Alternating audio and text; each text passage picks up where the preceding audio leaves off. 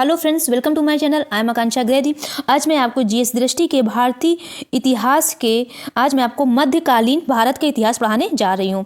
देखिए, मैंने आपको बताया है कि अगर आपने पहले से ये हिस्ट्री पढ़ रखा है तो आप इसको रिवीजन के तौर पर ले सकते हैं, बट आप जिन्होंने बिल्कुल भी नहीं पढ़ा वो भी ये देख सकते हैं। देखिए, अब एग्जाम में बहुत ही कम टाइम बचा हुआ है, चाहे पीसीएस की बात कर लो चाहे आरओ की बात कर लो, बहुत ही कम टाइम बचा हो, तो ये सीरीज जो है ये आपके लिए बहुत ही महत्वपूर्ण रहेगी। आप लोग जरूर ये सीरीज एक बार जरूर देख कर जाइएगा एग्जाम देने से पहले। इसमें देखिए, इस बुक में वही है जो एग्जाम की दृष्टि से मोस्ट इंपॉर्टेंट है। अगर हम बात करें मध्यकालीन भारत के इतिहास का, तो इतना बड़ा है, ये केवल कवर किया गया है लगभग 40 पेज में। ठीक है, तो सोचिए 40 पेज में कितना कम दिया गया, केवल दिया गया मोस्ट इंपॉर्टेंट पॉइंट ही दिया गया है।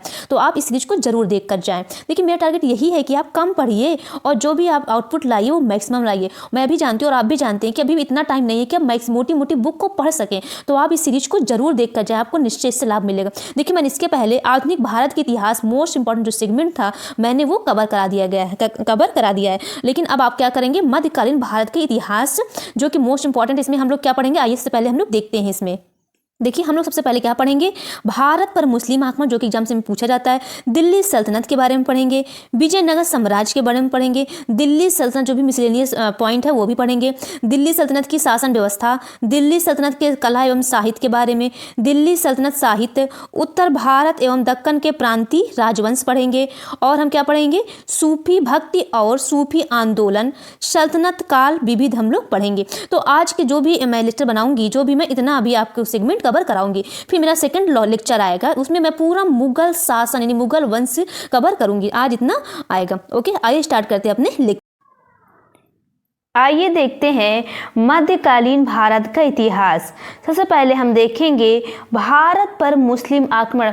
आपसे ये पूछ लिया जाता है कि बताइए कि भारत पर सफल मुस्लिम आक्रमण कब हुआ था, तो आप क्या बताएंगे, 712 ईस्वी में हुआ था। किसके द्वारा हुआ था, मोहम्मद बिन कासिम के द्वारा हुआ था। कब हुआ था, 712 ईस्वी में हुआ था। ये डेट आप याद रखिएगा। देखिए, मैंने आपको बताया है कि जो भी ये पॉइंट हैं, ये पॉइंट वाले मोस्ट इंपॉर्टेंट होते हैं क्वेश्चन, तो इसको जरूर ध्यान में रखिएगा। आइए देखते हैं। सबसे पहले हम देखेंगे, देखिए, इस्लाम धर्म के प्रवर्तक हजरत मोहम्मद का जन्म हुआ था। कहाँ हुआ था, मक्का में हुआ था। कब हुआ था, 570 ईस्वी में हुआ था। और इनकी मृत्यु कब हुई थी, 632 ईस्वी में इनकी मृत्यु हो गई थी। भारत का नाम हिंदुस्तान किसने रखा है, ईरानियों ने रखा है। यूनानी थे वो भारत को क्या कहते थे, इंडिया कहते थे।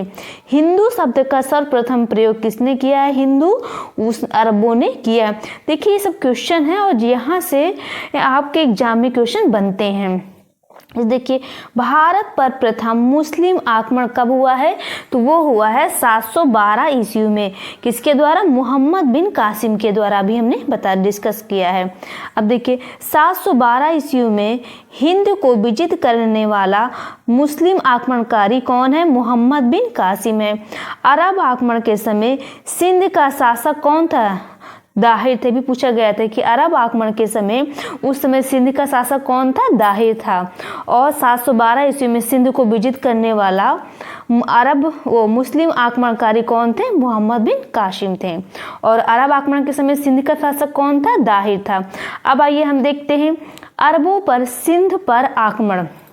देखिए, इसका प्रमुख कारण क्या था, सबसे पहले हम देखते हैं इसके प्रमुख कारण क्या था। देखिए, हिंद महासागर में बंदरगाह की खोज करना और समुद्री डाकुओं की समस्या था।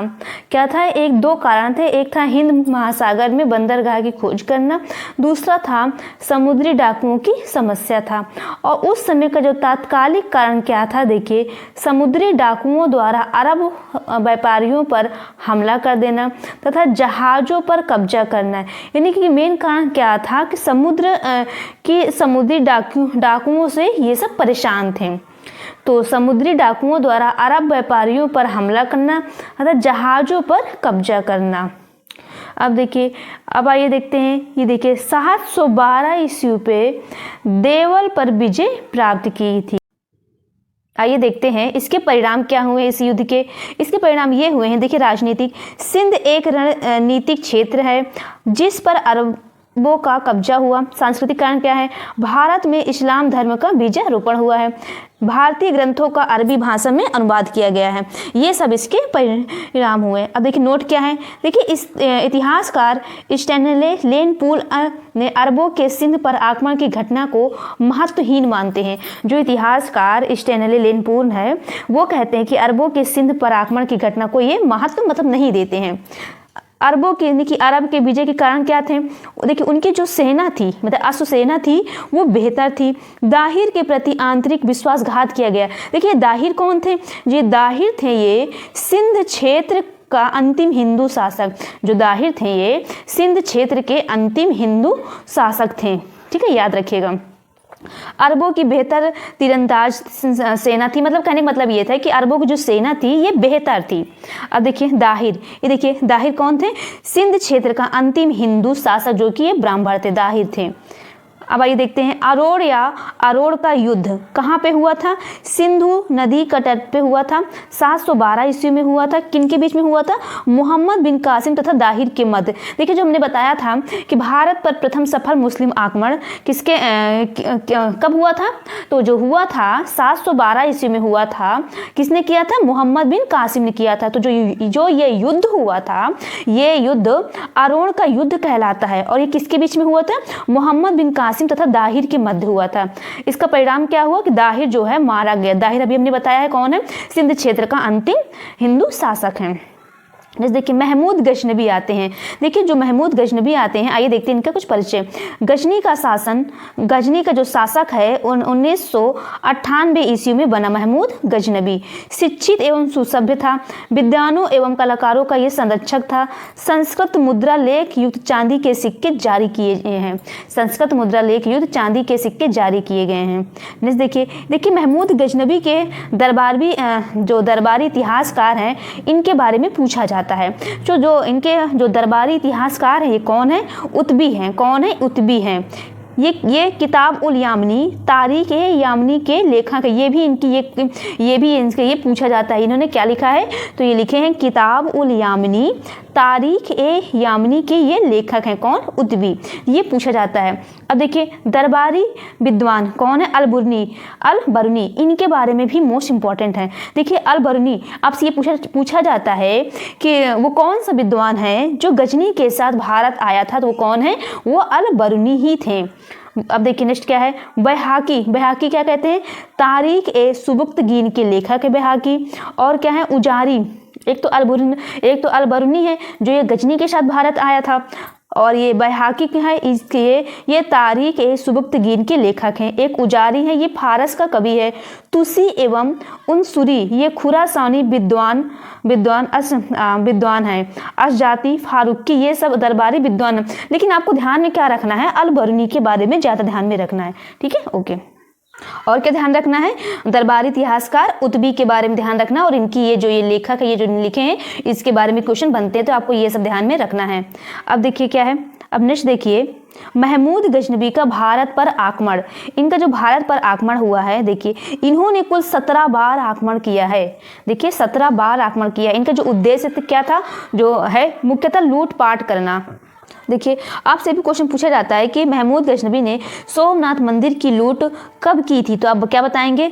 1025 से 1026 ईस्वी के मध्य की थी सोमनाथ मंदिर की लूट की थी। इनका जो आक्रमण है ये कब तक आक्रमण कर रहे थे? 999 से 1027 ईस्वी तक ये क्या कर रहे थे? आक्रमण कर रहे थे। कुल कितने बार आक्रमण किए हैं? 17 बार आक्रमण किए हैं। इनका उद्देश्य क्या था? मुख्यतः लूटपाट करना इनका प्रमुख उद्देश्य था। अब नेक्स्ट देखिए 1019 से 1020 ईस्वी पे इन्होंने चंदेलों पर प्रथम आक्रमण किया है, और तत्कालीन शासक विद्याधर थे। अपने वंश का सर्वाधिक शक्तिशाली शासक थे। अब नेक्स्ट आइए हम देखते हैं अल-बरूनी के बारे में। देखिए अल-बरूनी तो पहले आप ध्यान रखिएगा ये गजनी के साथ भारत आया था। देखिए इनको संस्कृत का ज्ञाता भी कहते हैं, और ये पुराणों का अध्ययन करने वाला प्रथम मुसलमान है। ये भी आपसे क्वेश्चन इससे बना हुआ है। आपसे भी पूछा गया है कि अल-बरूनी जो है वो किस देश का निवासी है? तो वो है खीवा का निवासी है। इसकी रचना क्या है? अल-बरूनी की तहकीक ए हिंद अरबी भाषा की इसकी रचना है। अरबी भाषा में है, इसने लिखा है तहकीक ए हिंद की इसने रचना की है। इनकी रचना भी सभी मोस्ट इंपॉर्टेंट है। इनका जन्म कभी कभी पूछ लिया जाता है 773 ईस्वी में। 11वीं सदी में महमूद गजनी के साथ इसका भारत आगमन हुआ है। ये इतिहासकार के साथ साथ देखिए, इतिहासकार के साथ साथ खगोल विज्ञान, भूगोल, तर्कशास्त्र, औषधि विज्ञान, गणित तथा धर्म और धर्मशास्त्र का इसको ज्ञाता भी कहते हैं। तो ये थे अल-बरूनी के बारे में और मोस्ट इंपॉर्टेंट है। देखिए जो मोस्ट इंपॉर्टेंट होगा मैं आपको बता दूंगी, क्योंकि है तो बहुत कुछ है, लेकिन आपको बस वही पढ़ना है जो एग्जाम में जहाँ से क्वेश्चन पूछने के बहुत सारे चांसेस हैं। अब आइए हम देखते हैं मोहम्मद गोरी के बारे में। देखिए सबसे पहले आप देखिए कि मोहम्मद गोरी का प्रथम आक्रमण कब हुआ था, तो ये हुआ था 1175 ईस्वी में मुल्तान में हुआ था। देखिए इनके जो सिक्के थे, एक तरफ देवी लक्ष्मी की आकृति की, दूसरी तरफ अरबी में कलमा जो है खुदा हुआ था इनके सिक्के में। एक तरफ कौन थे सिक्के में, लक्ष्मी की आकृति, दूसरे तरफ अरबी में कलमा खुदा हुआ था। इनके जो प्रमुख विजय क्या थी, प्रमुख विजय ये पंजाब विजय, पेशावर विजय, सिंध विजय। अब देखिए फिर ये 1978 ईस्वी में गुजरात पर आक्रमण करते हैं भारतीय शासक मूलराज सेकंड में। इस आक्रमण के समय जो नायिका देवी ने सैन्य नेतृत्व किया है और आबू पर्वत के निकट युद्ध हुआ है। मोहम्मद गोरी की भारत में इसमें प्रथम पराजय थी, यानी इनकी हार थी। देखिए इसमें जो है जो उस समय इन्होंने आक्रमण किया है गुजरात पर, आक्रमण 1178 ईस्वी में किया है। भारतीय शासक मूलराज सेकंड थे। इस आक्रमण का जो नेतृत्व कौन कर रहा था, नायिका देवी, इन्हें सैन्य नेतृत्व किया और ये युद्ध कहाँ हुआ, आबू पर्वत के निकट हुआ। और मोहम्मद गोरी की भारत में इनकी जो प्रथम पराजय, इनकी हार हुई है। अब देखिए फिर ये मोस्ट इंपॉर्टेंट है आपकी 1191 ईस्वी में। 1191 ईस्वी में देखिए तराइन का प्रथम युद्ध हुआ। आपसे पूछा जाता है कि तराइन का प्रथम युद्ध कब हुआ है, तो ये हुआ है 1191 ईस्वी में। किनके बीच, मोहम्मद गोरी बनाम पृथ्वीराज चौहान के बीच। परिणाम क्या हुआ कि मोहम्मद गोरी की पराजय हुई, लेकिन हाँ गोरी ने हार नहीं मानी। फिर इन्होंने 1192 ईस्वी में फिर से तराइन का द्वितीय युद्ध हुआ। किनके बीच हुआ, मोहम्मद गोरी और पृथ्वीराज चौहान के बीच हुआ। फिर इस समय क्या हुआ, मतलब इनका परिणाम क्या हुआ, पृथ्वीराज चौहान परास्त हो गए, ये हार गए। और फिर इस समय भारत में मुस्लिम शक्ति की स्थापना का मार्ग प्रशस्त किया, तभी से हो गई है 1192 ईस्वी में। आपसे पूछा जाता है। अब नेक्स्ट देखिए चंदावर का युद्ध, ये भी मोस्ट इंपॉर्टेंट है। चंदावर का युद्ध हुआ था 1194 ईस्वी में। किनके बीच में भी पूछा जाता है, तो मोहम्मद गोरी और कन्नौज के शासक जयचंद के मध्य में हुआ था। किनके बीच में हुआ था, मोहम्मद गोरी और जयचंद्र के मध्य हुआ था। मोहम्मद गोरी की ओर से सैन्य नेतृत्व कौन कर रहे थे, कुतुबुद्दीन ऐबक कर रहे थे। तो कौन जीते थे, तो जीते थे कौन, मोहम्मद गोरी की जीत हुई थी। तो ये थे हमारे मोहम्मद गोरी के कुछ मोस्ट इंपॉर्टेंट तथ्य। अब देखिए कुछ और देखते हैं मोहम्मद गोरी के। इन्होंने 1206 ईस्वी में खोखरों के विरुद्ध अंतिम अभियान किया है। और देखिए मोहम्मद गोरी की 3 उत्तराधिकारी हुए हैं। कौन 3 उत्तराधिकारी हुए, आइए हम देखते हैं। एक हुए हैं कुतुबुद्दीन ऐबक, यही गुलाम वंश के संस्थापक हैं। कुतुबुद्दीन ऐबक यही गुलाम वंश के संस्थापक बनते हैं। फिर दूसरे कौन है, नसरुद्दीन कुबाचा, ये सिंधी पर वो करते हैं। तीसरे कौन है, ताजुद्दीन यालदौज, ये गजनी में करते हैं। ये इनके 3 उत्तराधिकारी हुए हैं। अब आइए नेक्स्ट देखते हैं इख्तियारुद्दीन मोहम्मद बिन बख्तियार खिलजी के बारे में। आइए हम देखते हैं खिलजी के बारे में। देखिए जो ये मध्य भारत है, थोड़ा जो इसके वर्ड होते हैं ना थोड़ा सा टफ होते हैं, एक दो बार आप पढ़ेंगे ना तो अच्छे से आ जाएंगे। ठीक है, तो क्या है, बख्तियार खिलजी के बारे में हम पढ़ते हैं। देखिए आइए हम देखते हैं इनके बिहार विजय के बारे में और बंगाल विजय के बारे में। देखिए बिहार पर इन्होंने आक्रमण किया और राजधानी जो बनाई है ओदंतपुरी पर इन्होंने कब्जा किया। नालंदा एवं विक्रमशिला विश्वविद्यालय को इन्होंने नष्ट किया। जो खिलजी थे, जो आप देख रहे हैं, नालंदा और विक्रमशिला विश्वविद्यालय हैं, इन्होंने इनको नष्ट कर दिया। बंगाल विजय पर क्या किया, इनको बंगाल पर आक्रमण किया और जो राजधानी बनाई है लखनौती को राजधानी घोषित कर दिया गया है। जो तत्कालीन शासक लक्ष्मण सेन बिना युद्ध किए ही वो भाग गया है और पूर्वी बंगाल में शरण ले लिया है। तो ये था ये खिलजी के बिहार विजय और बंगाल विजय था। अब देखिए राजपूतों के हार के कारण क्या थे। जो राजपूत थे वो हार के उनके कारण क्या थे। सबसे पहले हम देखेंगे राजनीतिक कारण। देखिए राजनीतिक कारण क्या था, राजनीतिक जो विखंडन हो गया था, राजपूतों में एकता का अभाव। सबसे पहले मैं आपसे ये बोलती हूँ कि अगर एकता कहीं नहीं रहेगी चलेगी, चाहे वो कहीं की बात कर लो, तो वहाँ पे फूट पड़ना तय है, यानी कि वहाँ पे उसकी हार मानना तय है। तो एकता में, राजपूतों में एकता का भाव, कन्नौज हेतु त्रिपक्षीय संघर्ष में भागीदारी। अब आइए हम देखते हैं सामाजिक और सांस्कृतिक कारण क्या है। राजपूतों का आदर्शवादी होना, शत्रुओं को क्षमा दान देना, ये शत्रुओं को अपने क्षमा कर देते थे, और जाति प्रथा, ये इनके सामाजिक सांस्कृतिक कारण थे। अब आइए हम देखते हैं धार्मिक कारण क्या है। धर्म, नैतिक नियमों की अखंडता रक्षा, तुर्कों की भांति धार्मिक उन्माद में न होना। और सैन्य कारण क्या है। स्थायी सेना का अभाव, सामंतवाद, युद्ध की पारंपरिक विधि का अनुसरण करना, ये इनके सैन्य विधि का कारण था। अब आइए हम देखते हैं महत्वपूर्ण तथ्य क्या है। देखते हैं अलत्तगीन के बारे में। जो अलत्तगीन हैं ये यामनी वंश के संस्थापक हैं। फरिश्ता कौन है। तारीख ए फरिश्ता के ये लेखक हैं। फिरदौसी, पूछा जाता है फिरदौसी ये शाहनामा के लेखक कौन है, तो फिरदौसी हैं। मोहम्मद गौरी ने कुतुबुद्दीन ऐबक को प्रथम इक्ता प्रदान किया। जो मोहम्मद गौरी ने कुतुबुद्दीन ऐबक को प्रथम इक्ता प्रदान किया।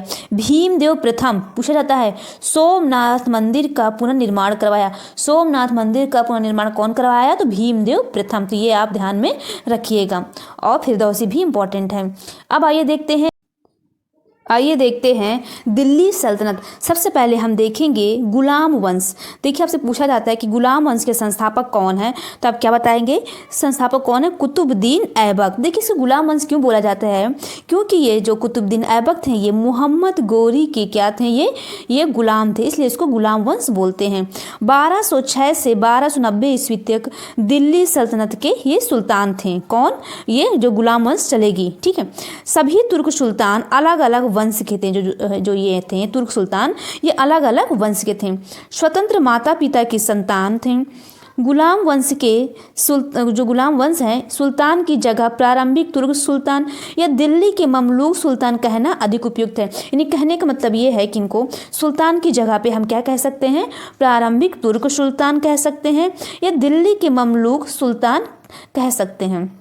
ये उससे सुल्तान की जगह इनको बोल सकते हैं, कहने का मतलब ये है, ठीक है। तो आइए हम देखते हैं कि गुलाम वंश के शासकों का कार्यक्रम। गुलाम वंश कब तक चलेगा, मैंने भी बताया है कि 1206 से 1290 तक गुलाम वंश चलेगा, ठीक है। ये शासक रहेंगे दिल्ली सल्तनत के।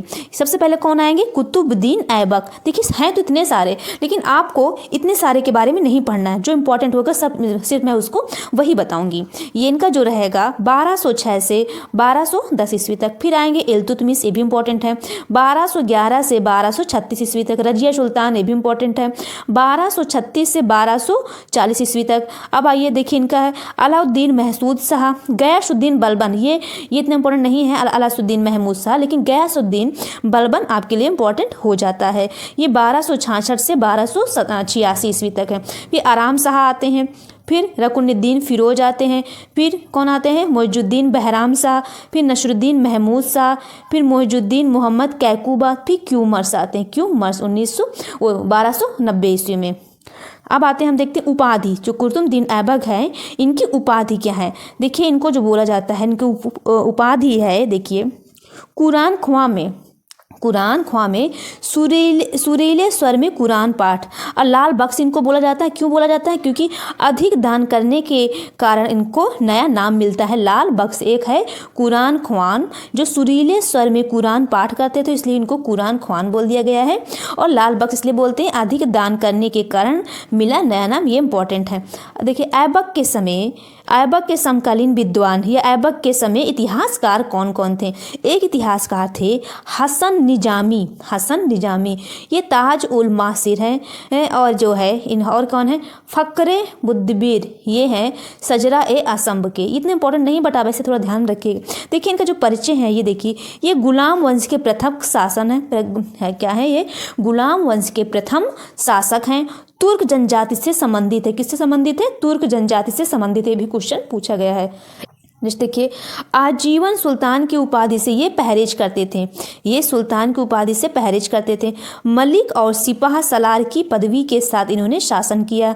मृत्यु कब हुई है, 1210 ईस्वी में।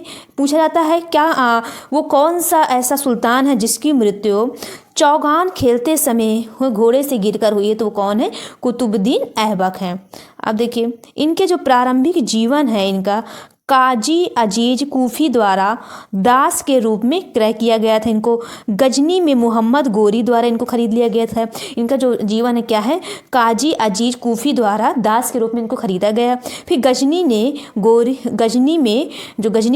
गोरी ने इनको खरीद लिया था। फिर गोरी द्वारा अमीर ए आखुर के पद पर इनको प्रोन्नत कर दिया गया है। अब देखिए नेक्स्ट देखिए, आइए देखते हैं इनका निर्माण कार्य इनसे पूछा जाता है। इनका जो निर्माण कार्य दिल्ली में इन्होंने किया है किस नाम से? जो हम देखते हैं कुतुब मीनार, कुवत उल इस्लाम मंदिर के मस्जिद के रूप में। अजमेर में इन्होंने क्या किया है? 2.5 दिन का झोपड़ा अजमेर में इन्होंने बनवाया है। मोस्ट इंपॉर्टेंट है कुतुब मीनार और 2.5 दिन का झोपड़ा। अब देखिए नेक्स्ट क्या है इनका जो महत्वपूर्ण तथ्य, इनका जो राज्याभिषेक है जून 1206 ईस्वी में गोरी की मृत्यु के 3 माह बाद कराया गया और राजधानी लाहौर बनाई गई। मुक्ति पत्र भी दिया गया है इनको। 1208 ईस्वी में गोरी के उत्तराधिकारी गौर सुल्तान गियासुद्दीन महमूद द्वारा इनको दास्ता से मुक्त कर दिया गया है। इनको दास्ता से मुक्त किसने किया है? गियासुद्दीन महमूद द्वारा दास्ता से इनको मुक्त कर दिया गया है 1208 ईस्वी में। अब देखिए इनके सब हो गए, इनके उपाधि के बारे में हमने जान लिया और इनका प्रारंभिक जीवन निर्माण कार्य। अब हम देखते हैं, देखिए ऐबक का पुत्र आराम शाह, जो ऐबक का पुत्र था आराम शाह, थोड़े समय के लिए देखे थे आराम शाह का जो है ये 1210 से 1211 ईस्वी तक इसने शासन किया। तो जो ऐबक का पुत्र था आराम शाह थोड़े समय के लिए गद्दी पर बैठा, लेकिन जो इल्तुतमिश था उसने उसको हटा दिया। तो अब हम देखेंगे इल्तुतमिश के बारे में। 1211 ईस्वी से 1236 ईस्वी तक ये क्या करता है? शासन करता है। खलीफा से प्राप्त अधिकार, इसको क्या मिलता है? सुल्तान के पद की स्वीकृति, सुल्तान ए आजम की उपाधि इसको मिलती है। 1229 ईस्वी में खिलअत प्रमाण पत्र इसको मिलता है। ये खलीफा से प्राप्त अधिकार है। ये जो है इल्तुतमिश है, ये दिल्ली सल्तनत का वास्तविक संस्थापक है। आपसे एग्जाम में क्वेश्चन बनता है कि दिल्ली सल्तनत का वास्तविक संस्थापक कौन है? तो कौन है? इल्तुतमिश है। इल्तुतमिश प्रथम वैध सुल्तान है। इक्ता प्रणाली पूछा जाता है, इक्ता प्रणाली किसने शुरुआत की थी? तो इल्तुतमिश ने ही शुरुआत की थी। क्षेत्रों का इक्ता में विभाजन करना, ये इक्ता प्रणाली बोलते हैं। आप देखते हैं नेक्स्ट देखते हैं हम लोग इल्तुतमिश के और बारे में। इनका जो परिचय है इल्तुतमिश है, ये भी एक कौन है? तुर्क है। ये इलबरी जनजाति से संबंधित तुर्क हैं। किससे हैं? इलबरी जनजाति से संबंधित तुर्क हैं। इनका अन्य नाम क्या है? गुलाम का गुलाम। आपसे क्वेश्चन पूछा गया एक बार कि गुलाम का गुलाम किसे कहा जाता है? तो आप क्या बताएंगे? इल्तुतमिश को कहा जाता है। देख क्यों कहा जाता है? जो गुलाम थे, जो कुतुबुद्दीन ऐबक थे, वो मोहम्मद गोरी के गुलाम थे। जो इल्तुतमिश थे ये कुतुबुद्दीन ऐबक के गुलाम थे, इसलिए इनको बोला जाता है गुलाम का गुलाम। आप ध्यान में रखिएगा। ये बदायूं का सूबेदार थे।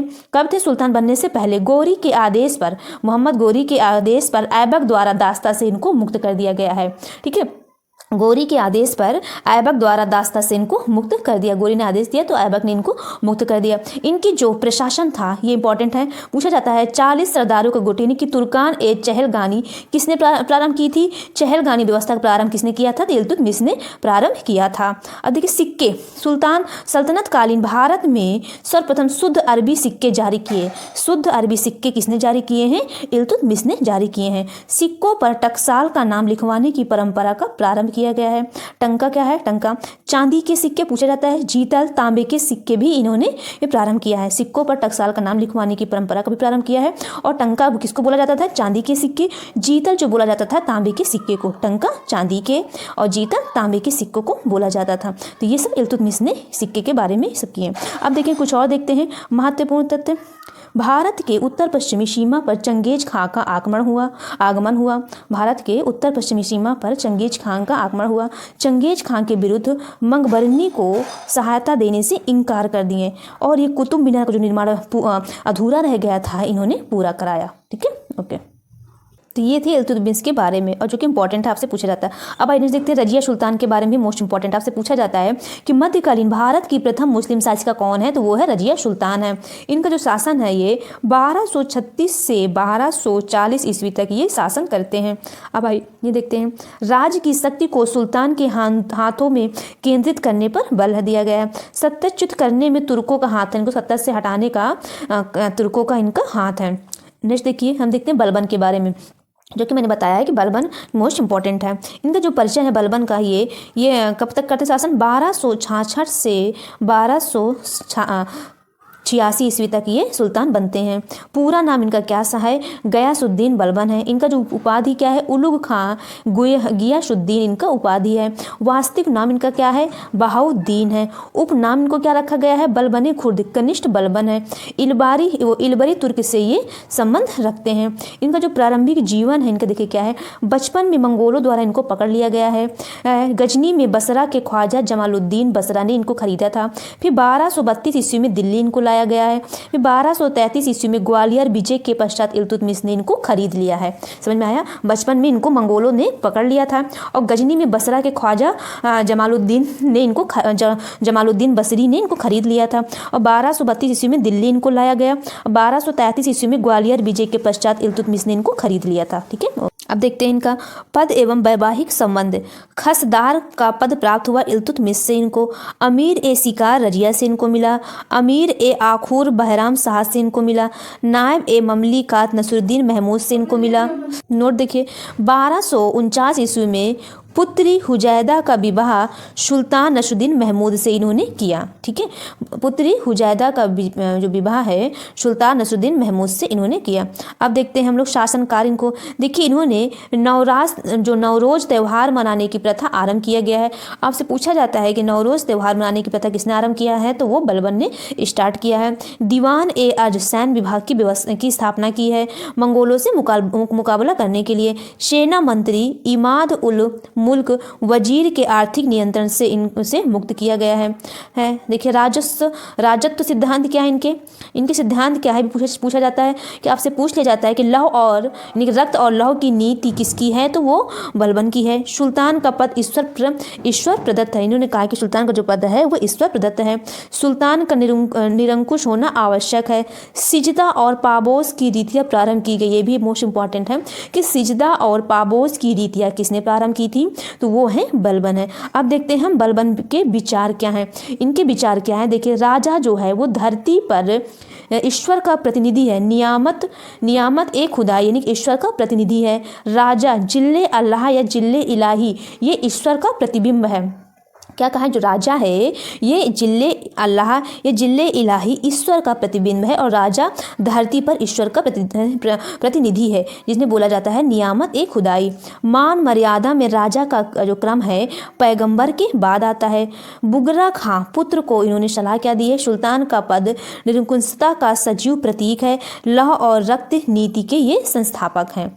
अब आइए हम देखते हैं बलबन की मृत्यु हुई थी ये 1286 के साथ इनकी मृत्यु हो गई थी और इसी के साथ सुल्तान का जो पद है इनसे हट जाता है। ठीक, कौन आते हैं, कैकूबाद आते हैं। बलबन की मृत्यु के बाद उसका पौत्र गद्दी पर बैठा है, कैकूबाद है। 1290 ईस्वी में कैकूबाद ने जलालुद्दीन फिरोज को आरिज ए मुमालिक का पद दिया है। कैकूबाद ने जलालुद्दीन फिरोज को आरिज ए मुमालिक का पद दिया है। अब कौन आते हैं, खिलजी वंश आते हैं।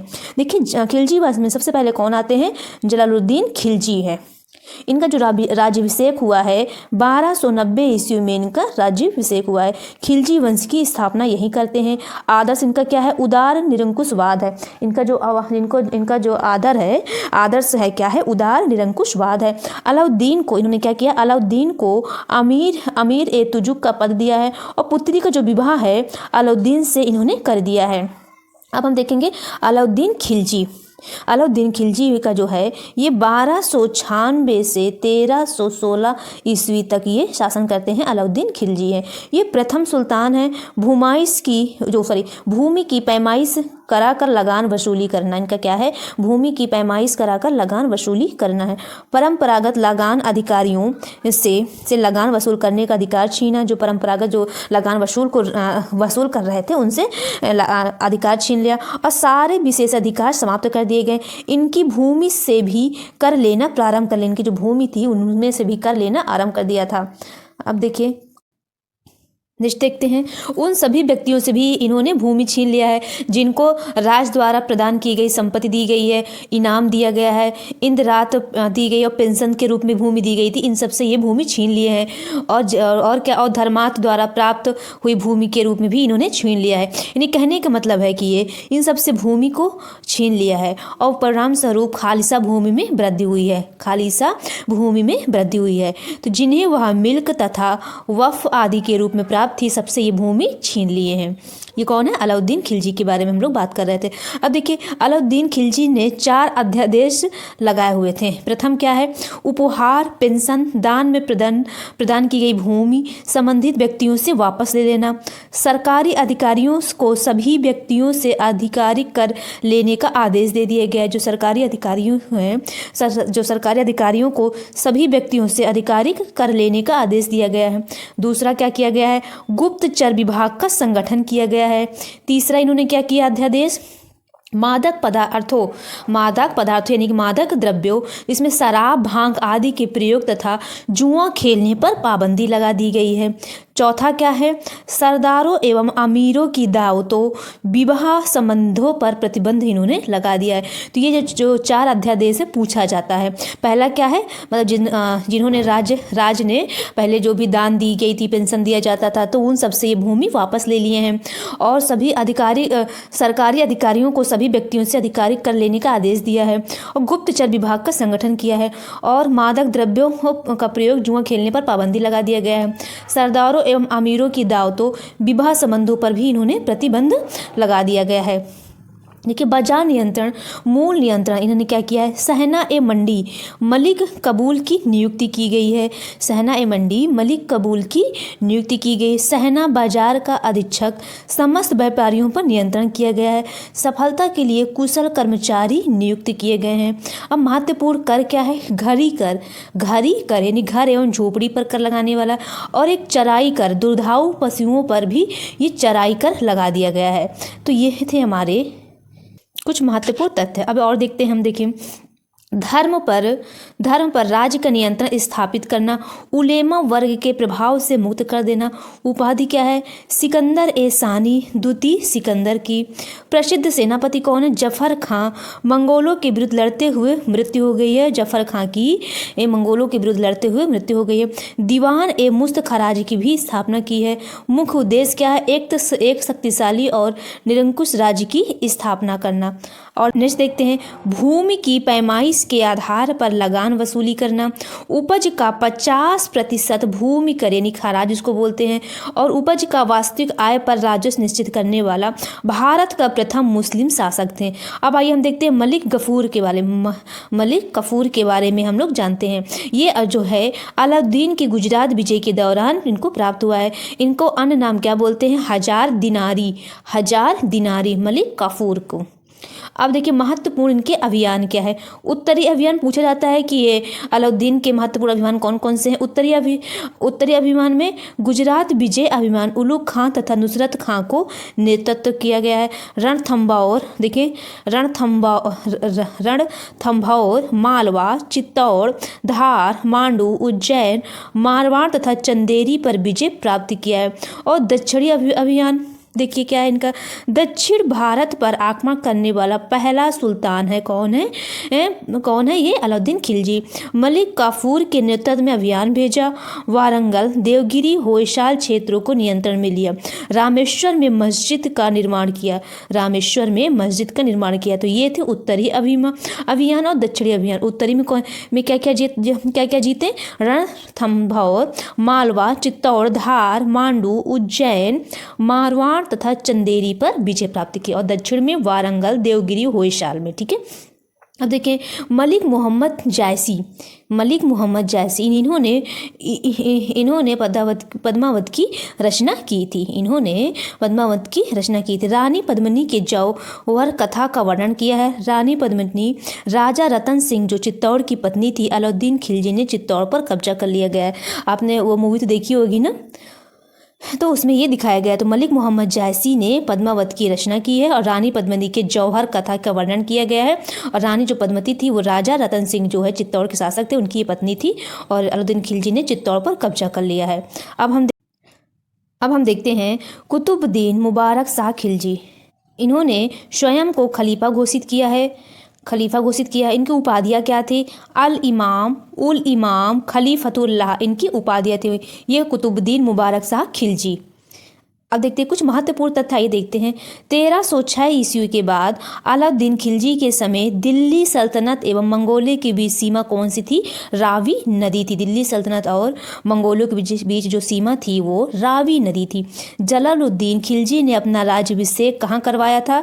अपूर्ण किलूगढ़ी महल में करवाया था। भूमि कर को उत्पादन के 50% तक निर्धारित करने वाले सुल्तान कौन थे बताइए? अलाउद्दीन खिलजी थे और मोहम्मद बिन तुगलक थे। ये भूमि कर को उत्पादन के 50% तक निर्धारित करने वाले सुल्तान थे। रामचंद्र देव ये देवगिरी का शासक था। मलिक काफूर से पराजित हुआ था। रायन की उपाधि अलाउद्दीन द्वारा इनको दिया गया था। रायन की उपाधि अलाउद्दीन द्वारा प्रदान किया गया था रामदेव चंद्र को। अब हम देखेंगे नसरुद्दीन खुसर व शाह के बारे में। तो थोड़ा देख लीजिए इन्होंने क्या कहा है। विरोधियों द्वारा दिया गया नारा क्या दिया गया है कि ये इस्लाम के शत्रु थे। कहते हैं कि इस्लाम खतरे में है। विरोधियों द्वारा दिया गया नारा है। इनके जो विरोधियों ने नारा क्या दिया है कि इस्लाम खतरे में है, ये इस्लाम का शत्रु है। इनका जो शासन काल है 15 अप्रैल से 7 सितंबर 320 तक इनका शासन काल तक चला। ये धर्मांतरित सुल्तान है, यानी कि हिंदू से ये मुसलमान बन गए हैं। क्या है? हिंदू से ये मुसलमान बन गए हैं। इनको जो उपाधि मिली है पैगंबर का सेनापति। तो इसमें आपको कुछ भी ध्यान में रखना जरूरत नहीं है। इसमें बस आपको ध्यान में यही रखना है कि वो कौन सा सुल्तान है जो हिंदू से मुसलमान बना है, तो वो है नसरुद्दीन खुसर व शाह। अब हम देखते हैं कुछ और तथ्य देखते हैं। अलाउद्दीन के प्रसिद्ध सेनापति जफर खां की मृत्यु हुई है। किससे? अभी हमने देखा था मंगोलों से लड़ते हुए हुई थी। सुलेमान और रानी सैबा के प्रेम प्रसंग का उल्लेख अपने ग्रंथ में किसने किया है? अमीर खुसरो ने किया है। किलूखरी यानी किलूगढ़ी के महल का निर्माता कौन था? कैकूबाद था। गढ़ मुक्तेश्वर की मस्जिद की दीवारों पर अपने शिलालेख में स्वयं को खलीफा का सहायक किसने कहा है? बलबन ने कहा है। जो गढ़ मुक्तेश्वर की मस्जिद की दीवारों पर इन्होंने अपने शिलालेख में स्वयं को खलीफा का सहायक कहा है। किसने कहा है? बलबन ने कहा है। बलबन के काल 1769 ईस्वी में बंगाल में हुए एकमात्र विद्रोह का नेतृत्व किसने किया था? तुगरिल खान, यानी बंगाल का जो सूबेदार ने इसने नेतृत्व किया था। अब देखेंगे गोल गुम्मद, मोस्ट इंपॉर्टेंट है। तो गोल गुम्मद के बारे में आइए जानते हैं हम लोग। बीजापुर के महमूद आदिल शाह द्वितीय का ये मकबरा है। बीजापुर के मोहम्मद आदिल शाह द्वितीय का मकबरा है। भारत के विशालतम ऐतिहासिक भवनों में ये शामिल है। गोल गुम्मद है। विश्व के विशालतम गुम्मदों में से एक है। बाहरी भाग प्याले की भांति है। प्रत्येक कोनों पर कंगोरों की व्यवस्था है। ये गोल गुम्मद के बारे में है। अब आते हैं तुगलक वंश। देखिए हमने गुलाम वंश के बारे में पढ़ लिया, खिलजी वंश के बारे में पढ़ लिया। अब हम पढ़ेंगे तुगलक वंश के बारे में, जो स्टार्ट होता है 1312 से 1412 ईस्वी तक। तुगलक वंश इसका जो संस्थापक है कौन है? गयासुद्दीन तुगलक। कौन है? गयासुद्दीन तुगलक है। आइए हम देखते हैं जो ये तुगलक वंश के संस्थापक हैं। अलाउद्दीन खिलजी द्वारा उत्तर पश्चिम सीमाओं का प्रधान रक्षक इनको नियुक्त किया गया है। इनको जो उपाधि मिली है गाजी मलिक, पूछा जाता है कि गाजी मलिक की उपाधि से कौन है सुशोभित है? तो गयासुद्दीन तुगलक है। इनके जो माता है हिंदू जाट है, जो पिता है करौना तुर्क हैं। ये बलबन का दास हैं। दीपालपुर का राज्यपाल इनको नियुक्त किया गया है अलाउद्दीन के समय। अब आइए हम देखते हैं इनका सैन्य कार्य। ये मंगोल आक्रमण से रक्षा किए थे। मलिक उल गाजी की उपाधि इनको मिली थी। किसकी मिली थी? मलिक उल गाजी की उपाधि इनको मिले थे। इन्होंने खुसरू शाह से दिल्ली छीना। 1320 ईस्वी में सुल्तान बना। अन्य नाम क्या है? गाजी बेग है। तुगलक, गाजी तुगलक है इनका अन्य नाम है। अब हम देखेंगे इनका जो राजस्व प्रशासन लगान का उपज का 1/5 से 1/3 भाग कर दिया गया है। अकाल के समय भूमि कर इन्होंने माफ कर दिया गया, यानी कि बहुत अच्छा काम किया है। राजस्व वसूली में सरकारी कर्मचारियों को हिस्से की जगह कर मुक्त जागीरें प्रदान की है। जो राजस्व वसूली में सरकारी कर्मचारियों को हिस्से की जगह पे इन्होंने क्या दिया है? कर मुक्त जागीरें प्रदान की गई। नस्ल तथा बटाई प्रथा का भी प्रचलन इन्होंने कराया है। कौन कराया है? ये गयासुद्दीन तुगलक। अब कौन आते हैं? मोहम्मद बिन तुगलक। इन्होंने स्थापना की है। दीवान ए अमीर ए कोही की स्थापना किसने की है, आपसे पूछा जाता है एग्जाम में। तो दीवान ए अमीर ए कोही की स्थापना मोहम्मद बिन तुगलक ने की थी। कृषि की उन्नति के लिए एक नया विभाग भी इन्होंने बनाया है। इनका जो मुख्य कार्य क्या है, कृषकों को प्रत्यक्ष सहायता करना, आधिकारिक भूमि को कृषि कार्यों के अधीन लाना। और देखिए क्या है, इन्होंने राजधानी परिवर्तन किया था। दिल्ली से दौलताबाद देवगिरी में पूछा जाता है कि कौन सा राजा है जो राजधानी परिवर्तन की थी दिल्ली से दौलताबाद, वो है मोहम्मद बिन तुगलक। सबसे महत्वपूर्ण प्रयोगों में से एक है। इब्न बतूता का कथन क्या है, राजधानी परिवर्तन का उद्देश्य दिल्ली के निवासियों को दंड देना था। इब्न बतूता क्या कहते हैं कि जो राजधानी परिवर्तन करने का इनका उद्देश्य क्या है, जो दिल्ली के निवासियों को दंड देना था। ए निजामी के अनुसार देवगिरी का नाम दौलताबाद रखा गया। क्या रखा गया, देवगिरी का नाम दौलताबाद रखा गया। अब आइए और देखते हैं।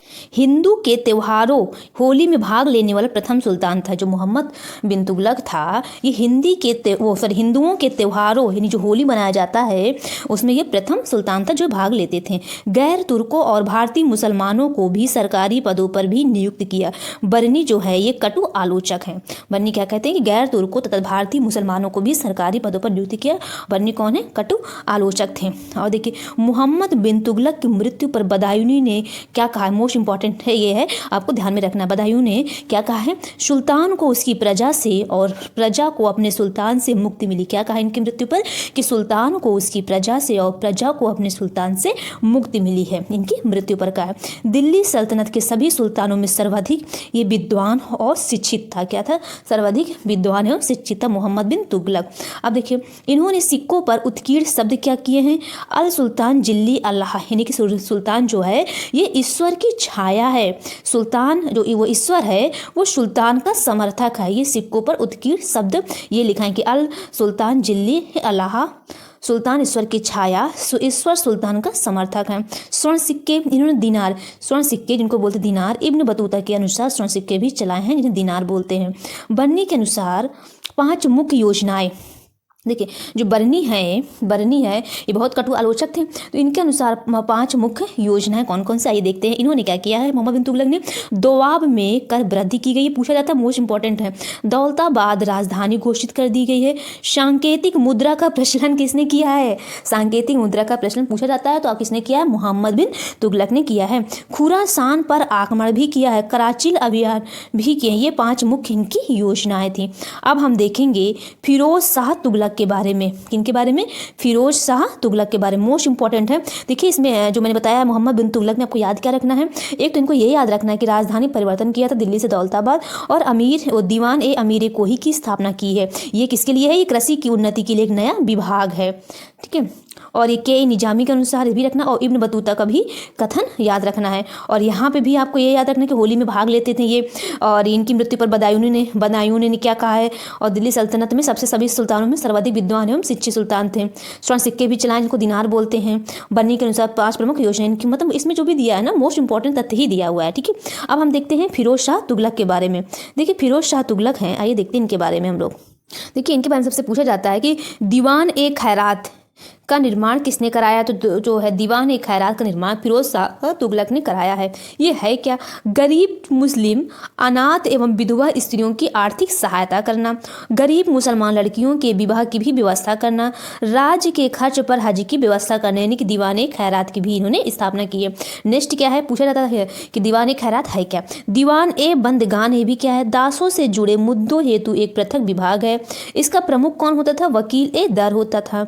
अब देखिए इन्होंने ब्राह्मणों पर जजिया कर लगाया। पूछा जाता है कि ब्राह्मणों पर जजिया कर किसने लगाया, तो फिरोज शाह तुगलक ने लगाया है। दिल्ली के समीप 1200 नए फलों के बाग भी लगवाए हैं।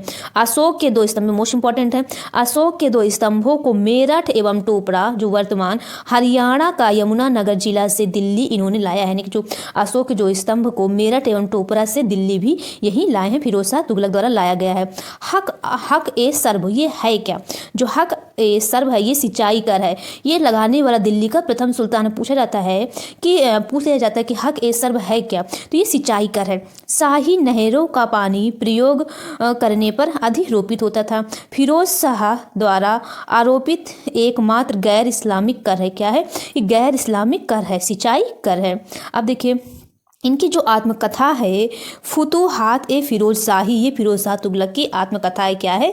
फुतूहात ए फिरोज शाही, फिरोज शाह तुगलक की आत्मकथा है। देखिए इन्होंने बंगाल अभियान भी किया है। प्रथम अभियान के समय शासक कौन थे? हाजी इलियास थे। पंडुआ का नया नाम फिरोजाबाद रखा गया है।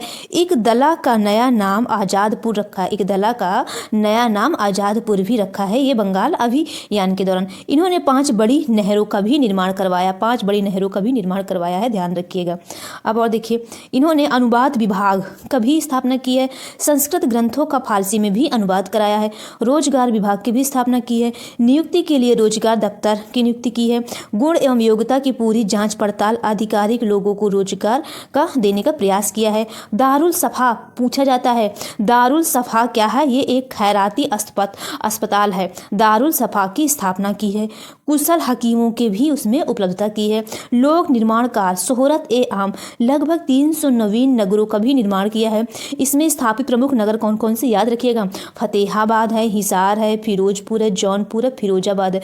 पूछ लिया जाता है फिरोजाबाद का निर्माण किसने करवाया है? तो फिरोज शाह तुगलक ने। फिरोजाबाद, फिरोजपुर, जौनपुर, हिसार, फतेहाबाद। मुख्य वास्तु कौन कौन है? मलिक गाजी सहना मुख्य वास्तुकार हैं। तो ये थे फिरोज शाह तुगलक के बारे में। अब आइए और देखते हैं कि नसरुद्दीन महमूद शाह के बारे में।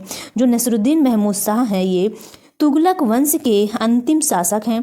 ख्वाजा जहां द्वारा जौनपुर के स्वतंत्र राज्य की स्थापना की है। पंजाब का सूबेदार खिज्र खां का स्वतंत्र किया है। नुसरत शाह को भी इन्होंने चुनौती दी है। तैमूर का भारत पर आक्रमण इन्हीं के समय हुआ है। जहांपनाह की सल्तनत दिल्ली से पालम तक, इसके बारे में प्रसिद्ध कथन क्या है? मृत्यु के साथ ही तुगलक वंश का, इन्हीं की मृत्यु के साथ ही तुगलक वंश का अंत हो गया। जहांपनाह इनकी प्रसिद्ध कथन क्या था? जहांपनाह की सल्तनत दिल्ली से पालम तक, इनका प्रसिद्ध कथन है इनके बारे में। अब देखते हैं हम महत्वपूर्ण तथ्य है। 1398 पूछा जाता है कि 1398 ईस्वी में तैमूर के आक्रमण के परिणाम स्वरूप तुगलक वंश मृतप्राय हो गया। फिर 1413 ईस्वी में सरदारों द्वारा दौलत खां का दिल्ली के सुल्तान के रूप में चयन किया। फिर दिल्ली के सुल्तान में कौन आता है? दौलत खां आता है। फिर खिज्र खां आता है। दिल्ली के शासक दौलत खां पर विजय प्राप्त की। तैमूर द्वारा सूबेदार नियुक्त किया गया। 14 से 14 ईस्वी में दिल्ली पर अधिकार कर लिया गया। फिर सैयद वंश का स्थापना की गई है। सैयद वंश के संस्थापक कौन है? खिज्र खां। इनकी मृत्यु बाद कौन आता है? खिज्र खां आते हैं, सैयद वंश के संस्थापक। इब्न बतूता, इनके बारे में जानते हैं। पूछा जाता है कि इब्न बतूता किस देश के यात्री हैं? तो ये है मोरक्को मूल के अफ्रीकी यात्री। मोरक्को मूल के अफ्रीकी यात्री हैं इब्न बतूता। मुहम्मद बिन तुगलक के शासनकाल में ये भारत आए थे। कब आए थे?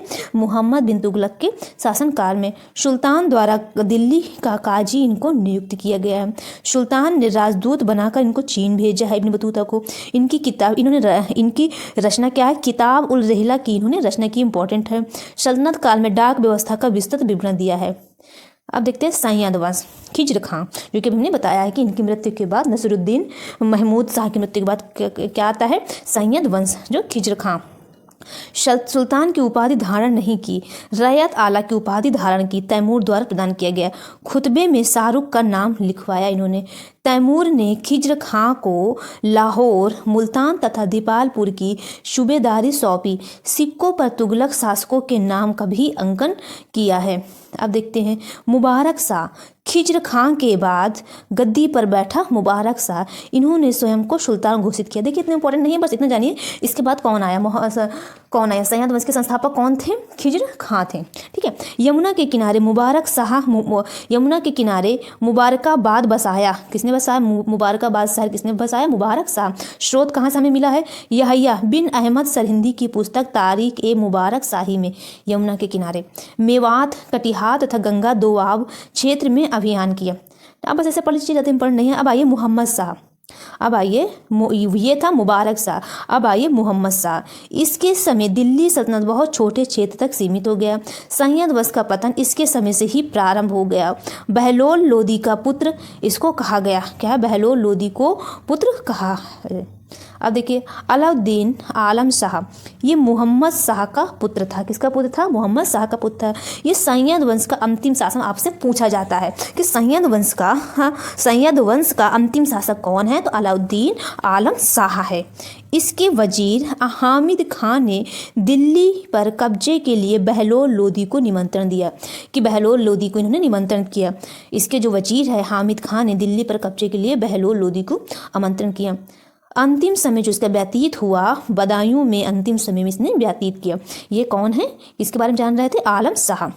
अब क्या आता है? लोदी वंश पूछा जाता है। लोदी वंश कब से कब तक चलता है? तो 1451 से 1526 ईस्वी तक लोदी वंश चलता है। इसके शासनकाल कौन कौन से हैं?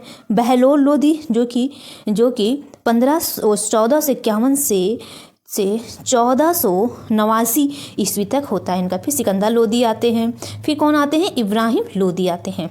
देखिए आइए देखते हैं बहलोल लोदी के बारे में। देखिए 1451 ईस्वी में लोदी वंश की स्थापना की है। इनका अन्य नाम क्या है? बहलोल शाह गाजी। जौनपुर सबसे महत्वपूर्ण इनकी विजय थी। हुसैन शाह सरकी को हराया था। बहलोली सिक्कों का भी प्रचलन कराया था। उत्तर भारत में अकबर के शासन से पूर्व विनिमय का मुख्य साधन था। बहलोली सिक्कों का भी प्रचलन कराया था। मृत्यु से पहले तीसरे पुत्र निजाम खां सिकंदर शाह लोदी को अपना उत्तराधिकारी नियुक्त किया। दिल्ली सल्तनत में सबसे लंबा शासनकाल किसका था? तो दिल्ली सल्तनत में सबसे लंबा शासनकाल जो था ये किसका था? लोदी वंश का था। फरिश्ता के अनुसार 2 बार राज्य अभिषेक किया। फरिश्ता के अनुसार 2 बार इनको राज्य अभिषेक हुआ। अब आते हैं सिकंदर शाह लोदी के बारे में। 17 जुलाई 1489 ईस्वी में को सुल्तान बने। लोदी वंश के महानतम शासक थे। 1504 ईस्वी में पूछा जाता है कि आगरा शहर की स्थापना कब हुई है? तो 1504 ईस्वी में। नाप का पैमाना गज सिकंदरी का आरंभ किसने किया? सिकंदर लोदी ने ही किया है। सिकंदर शाह लोदी ने किया। फैरंगे सिकंदरी आयुर्वैदिक ग्रंथ का फारसी में अनुवाद किया गया है। लज्जत ए सिकंदर शाही संगीत शास्त्र का ग्रंथ है। शहनाई सुनने के ये शौकीन थे। गुलरुखी उपनाम से कविता लेखन किए। अनाजों से चुंगी एवं ज़कात को समाप्त कर दिया गया। उत्कृष्ट गुप्तचर व्यवस्था की भी व्यवस्था की गई है। बहराइच में सैयद सलार महसूद गाजी की दरगाह पर होने वाले उत्सव पर इन्होंने रोक लगा दिया गया। बहराइच में सैयद सलार महसूद गाजी की दरगाह पर होने वाले उत्सव पर भी इन्होंने रोक लगा दिया गया है। अब आते हैं कौन है? इब्राहिम लोदी। ये कब आए? ये 1518 ईस्वी में आए। महाराणा सांगा से खतौली का युद्ध हुआ जिसमें इब्राहिम लोदी परास्त किए गए। अब देखिए फरिश्ता का कथन क्या है? इब्राहिम लोदी मृत्यु पर्यंत लड़ा और एक सैनिक की भांति मारा गया। नामत उल्लाह के अनुसार सुल्तान इब्राहिम के अतिरिक्त दिल्ली सल्तनत का कोई अन्य सुल्तान युद्ध भूमि में नहीं मारा गया। आपसे क्वेश्चन पूछ लिया जाता है कि ऐसा कौन सा सुल्तान है जो युद्ध भूमि में मारा गया है? तो वो है इब्राहिम लोदी। कब मारा गया है? पानीपत के प्रथम युद्ध में। देखिए जो पानीपत का जो प्रथम युद्ध हुआ होता है 21 अप्रैल 1526 ईस्वी में होता है। किसके बीच में? इब्राहिम लोदी और बाबर के बीच होता है, जिसमें इब्राहिम लोदी की पराजय होती है और इनकी मृत्यु हो जाती है वहीं पे युद्ध भूमि में। ठीक है, अब आते हैं हम लोग। तो ये था हमारा अभी तक का क्या था? ये हमारे थे दिल्ली सल्तनत चल रहा था। ठीक है, तो इसी के साथ हमारा ये दिल्ली सल्तनत समाप्त हो जाता है इब्राहिम लोदी के बाद और प्रारंभ हो जाता है मुगल वंश। लेकिन आइए सबसे पहले हम देखते हैं दिल्ली सल्तनत के कुछ और मिसलेनियस पॉइंट। विभिन्न प्रशासनिक विभाग कौन से थे? देखिए दीवान ए मुस्त खराज ये राजस्व विभाग से संबंधित थे। दीवान ए रियासत बाजार नियंत्रण विभाग से संबंधित थे। दीवान ए अमीर ए कोही कृषि विभाग से। दीवान ए खैरात दान विभाग से। दीवान ए बंदगान दास विभाग से। दीवान ए बंदगान दास विभाग से। दीवान ए खैरात दान विभाग से। दीवान ए अमीर ए कोही कृषि विभाग से। ये पूछा जाता है टर्म किससे संबंधित है? दीवान ए रियासत बाजार नियंत्रण विभाग से। दीवान ए मुक्त खराज राजस्व विभाग से। अब आइए देखते हैं सैन्य संगठन दशमलव प्रणाली पर आधारित। 10 सिपाहियों की टुकड़ी का प्रधान सर खेल कहलाता है। 10 सरखेल क्या है? एक सिपाह सलार क्या है? 10 सरखेल क्या है? एक सिपाह सलार। 10 सिपाह सलार क्या है? एक अमीर। 10 अमीर क्या है? एक मलिक। 10 मलिक क्या है? एक खान। सेना का मुख्य सेनापति कौन होता है? सुल्तान होता है। अब आइए हम देखते हैं सल्तनत कालीन मुद्रा। कि हमने देखा था कि इल्तुतमिश ने दो मुद्राएं जारी की थी। एक था चांदी के जिनको बोलते हैं टंका, और जीतल जो कि तांबा के थे। ये जारी करता इल्तुतमिश थे। ये भी पूछा जाता है कि टंका एवं जीतल का अनुपात क्या थे। 1:48 इनका अनुपात था। सर्वप्रथम बगदाद के अंतिम खलीफा अल मुस्तसिम का नाम अंकित है अलाउद्दीन महसूद शाह के सिक्कों पर। टंक ए सिहा जारी करता हुआ कौन है? मोहम्मद बिन तुगलक हैं। अद्धा एवं बिक कौन जारी किया? अद्धा एवं बिक फिरोज शाह तुगलक ने। ठीक है, याद रखिएगा। अब नेक्स्ट देखते हैं कर निर्धारण। फिरोज तुगलक ने कुरान के नियमानुसार कर निर्धारण किया है। 4 कर लगाने की अनुमति दी है। याद रखिएगा, फिरोज शाह तुगलक ने 4 कर कौन कौन से लगाए हैं? खराज, जजिया, खुम्स लूट का धन, जकात। क्या है? खराज, जजिया, खुम्स और जकात। ये 4 कर हैं किसके द्वारा हैं? ये फिरोज शाह तुगलक द्वारा है। अब देखते हैं और सिकंदर लोदी ने गड़े हुए खजानों में से कोई हिस्सा नहीं लिया। शासन की सबसे छोटी इकाई क्या है? ग्राम है, याद रखिएगा। ग्राम आधार पर भू राजस्व का सर्वोच्च अधिकारी कौन होता था? ग्राम आधार पर चौधरी होता था। अब और देखते हैं बिजारत। इस्लामी कानून में मान्यता थी। एक संस्था के रूप में अपनाने की प्रेरणा अब्बासी खलीफाओं ने फारस से ली थी।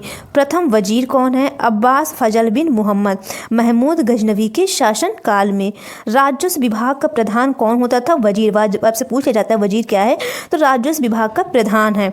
बिजारत का स्वर्णकाल तुगलक काल फिरोज शाह तुगलक के समय किसमें था? चरमोत्कर्ष में था। अब आइए देखते हैं दिल्ली सल्तनत की शासन व्यवस्था। दिल्ली सल्तनत की शासन व्यवस्था क्या है? विभिन्न प्रशासनिक विभाग के बारे में आइए देखते हैं। न्यायिक प्रशासन, सुल्तान, जो सुल्तान है वो सर्वोच्च न्यायिक अधिकारी होता है। काजी क्या होता है? मुख्य न्यायिक अधिकारी है। आइए देखते हैं सैन्य प्रशासन। सुल्तान जो है सेना का सर्वोच्च अधिकारी है। सेना का विभाजन सवार ए कल्ब केंद्रीय सेना है, हस्म अतराफ ये प्रांतीय सेना है। अब आइए हम देखते हैं इक्ता व्यवस्था। देखिए जो इक्ता व्यवस्था है ये इल्तुतमिश के समय ये सुव्यवस्थित हुआ है।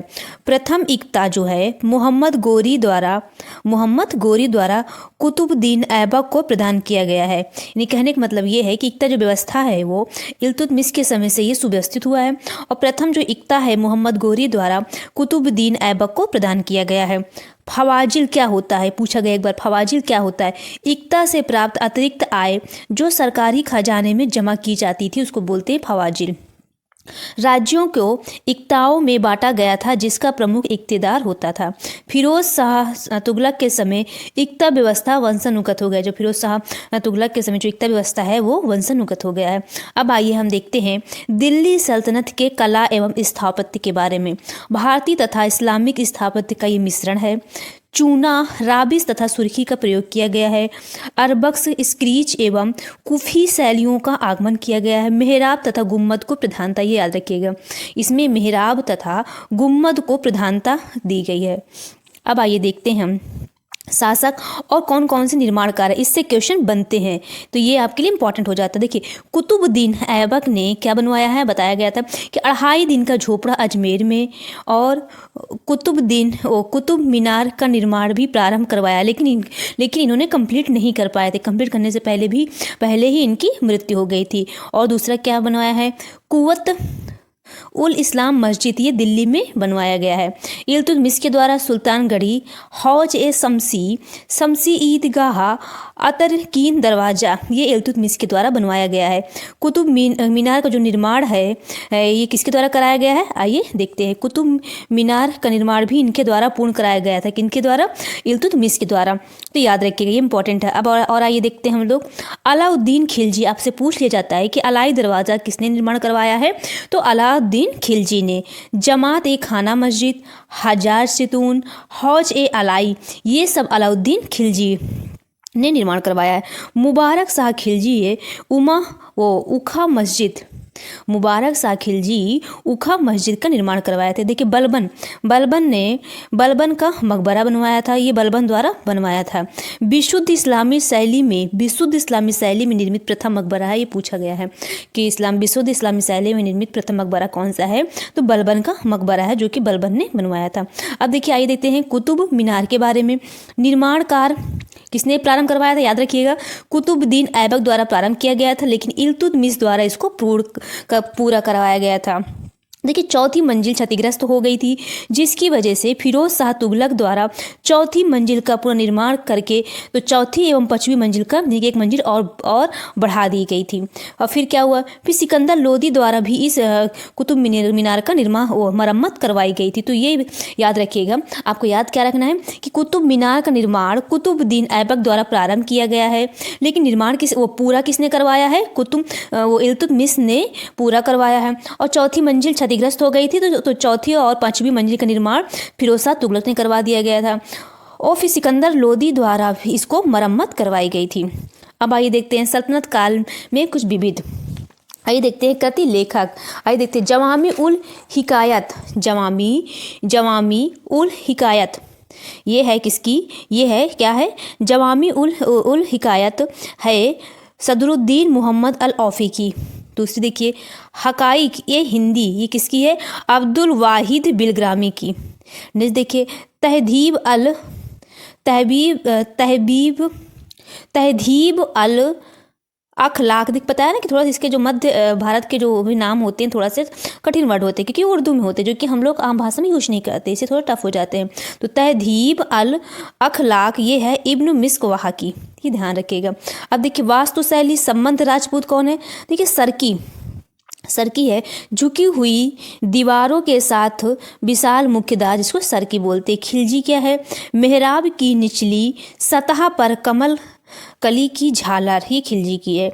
तुगलक की क्या है, ढालू दीवारें, जो कि सलामी स्थापत्य की है। विजयनगर की क्या है, स्तंभों में बोधि गोई का प्रयोग, ये वास्तुशैली उससे राजवंश का, यानी अगर सरकी हो, आपको क्या दिखे कि झुकी हुई दीवारों के साथ विशाल मुख्य द्वार, तो वो सरकी है। खिलजी क्या है, मेहराब की निचली सतह पर कमल कली की झालर, खिलजी है। तुगलक क्या है, ढालू दीवारें हैं, ठीक है, तो ऐसे सब इसके वो है। अब देखते हैं स्थापत्य स्थल, देखिए जामी मस्जिद, ये कर्नाटक में है, कलबुर्गी में। अब दूसरा जहाज महल, ये धार है, मध्य प्रदेश में है। अटाला मस्जिद जौनपुर उत्तर प्रदेश में है। कुवत उल इस्लाम, अभी हमने देखा था कुतुब मीनार के साथ ही इसको बनवाया गया है, जहाँ कुतुब मीनार है, मतलब कहने का मतलब जहाँ कुतुब मीनार है वहाँ भी ये मस्जिद है, इस्लाम है। तो क्या है, कुवत उल इस्लाम, ये दिल्ली में है, ठीक है, कितने बनाया, कुतुबुद्दीन ऐबक ने।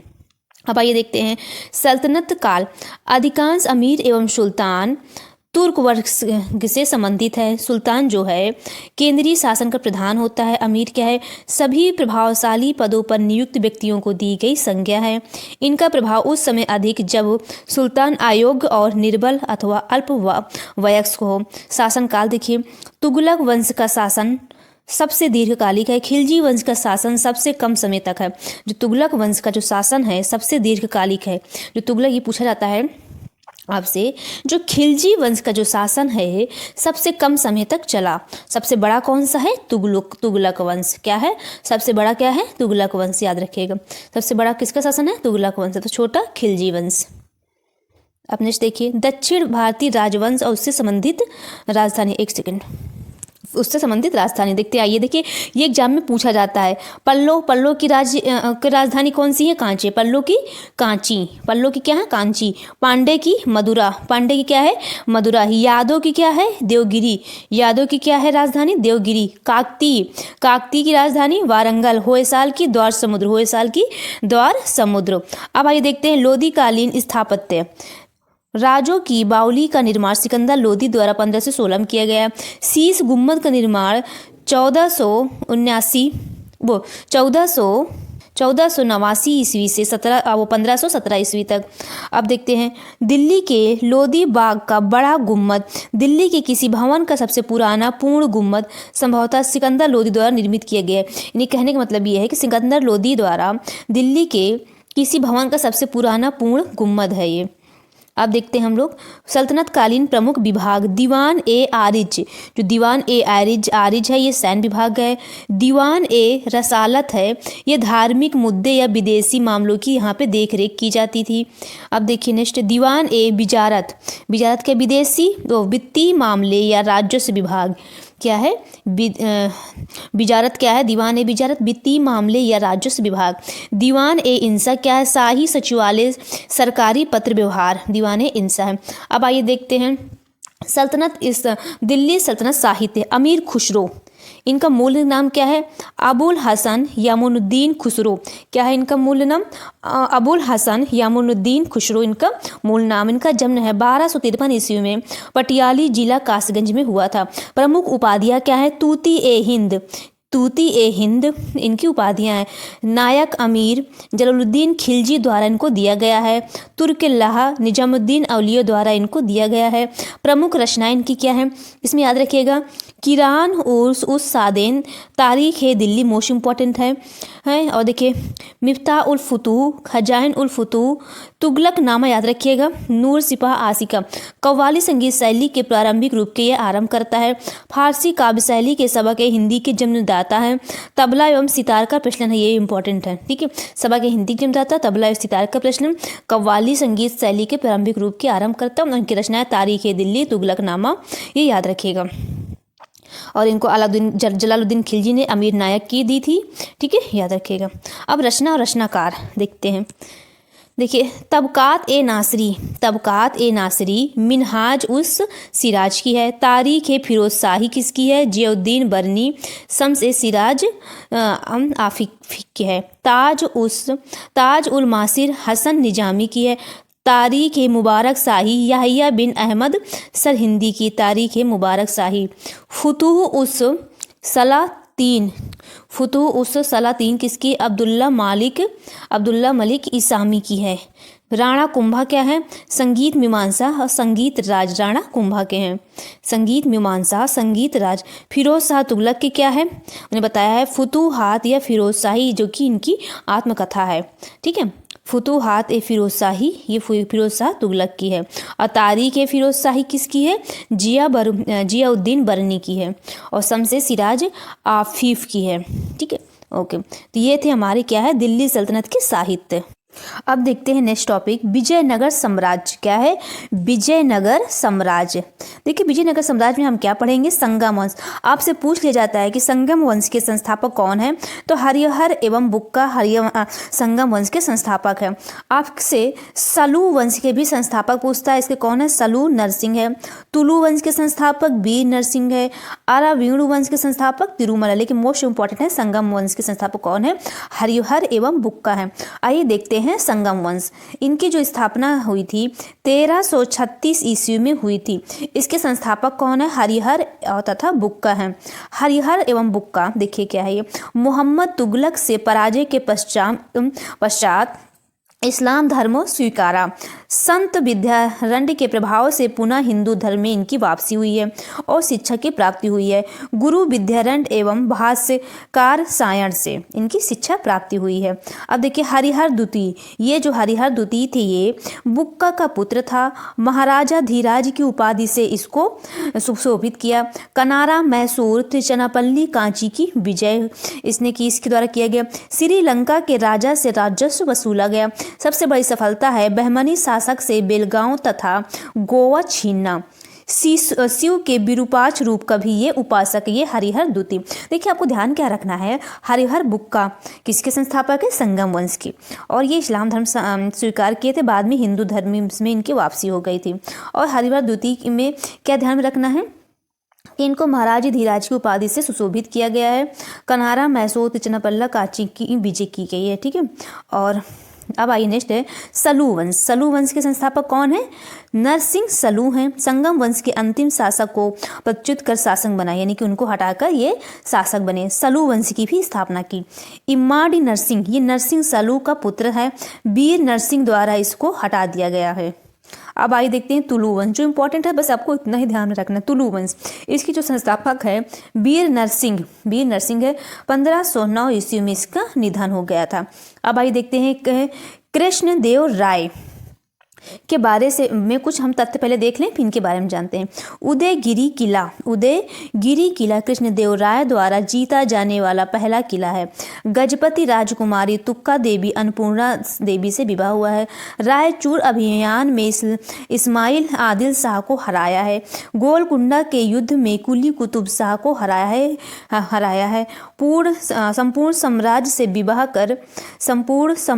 विवाह कर को समाप्त इसका जो विवाह कल लगता था वो समाप्त कर दिया है। कि इसके बारे में था, कृष्ण देव के बारे में। क्या क्या है एक बार और आइए रिपीट करते हैं। संपूर्ण समाज से विवाह कर को समाप्त कर दिया गया। गोलकुंडा के युद्ध में कुली कुतुब शाह को हराया। रायचूर अभियान में इस्माइल आदिल शाह को हराया। गजपति राजकुमारी तुक्का देवी से इनका विवाह हुआ। उदयगिरा किला कृष्णदेव राय द्वारा जीता जाने वाला पहला किला है। अब आइए देखते हैं कृष्णदेव के बारे में। इनका जो शासनकाल है तेलुगु साहित्य का क्लासिकी युग कहते हैं इसको। इनके शासनकाल को क्या कहते हैं? तेलुगु साहित्य का क्लासिकी युग कहते हैं। उत्कृष्ट कवि लेखक हैं। रचनाएं क्या हैं इनकी जो रचनाएं हैं अमुक्तमाल्याद, जाम्बवती, कल्याणम, उषा परिणयम आदि। मंदिर निर्माण विट्ठल स्वामी मंदिर, हजारा मंदिर। संबंधित विदेशी यात्री कौन है? ये याद रखिएगा, ये वाला विदेशी यात्री कौन है? Domingo Paes. किससे संबंधित है तो आप क्या बताएंगे? कृष्णदेव राय से। डोमिंगो पायस कृष्णदेव राय से संबंधित। इनकी जो उपाधि मिली हुई है आंध्र भोज, यवन राज, स्थापनाचार, अभिनव भोज। इनको संरक्षण 8 कवियों को इनको संरक्षण मिला हुआ। आपको ध्यान में क्या रखना है? ये शासनकाल, उपाधि और इनके संबंधित विदेशी यात्री मोस्ट इंपॉर्टेंट है। अब आइए देखते हैं अरावीणु वंश।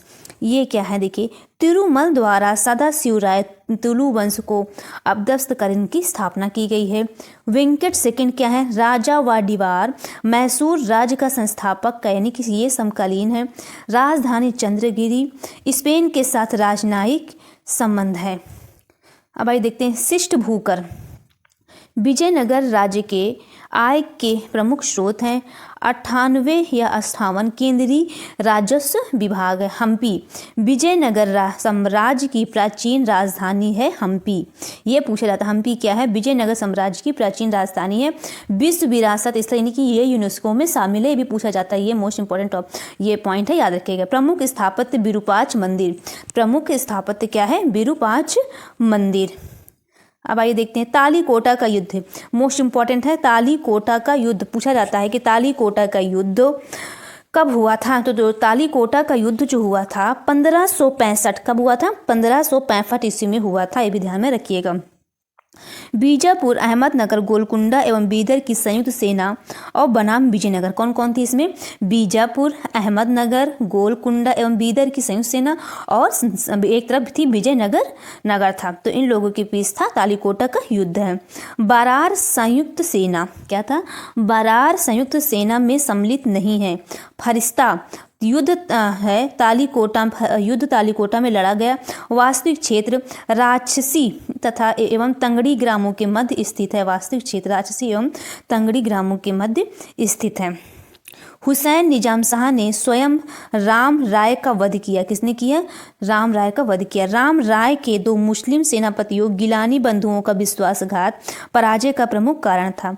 तत्कालीन विजयनगर शासक सदाशिव राय वास्तविक शक्ति किसकी थी? मंत्री राम राय के हाथों में थी।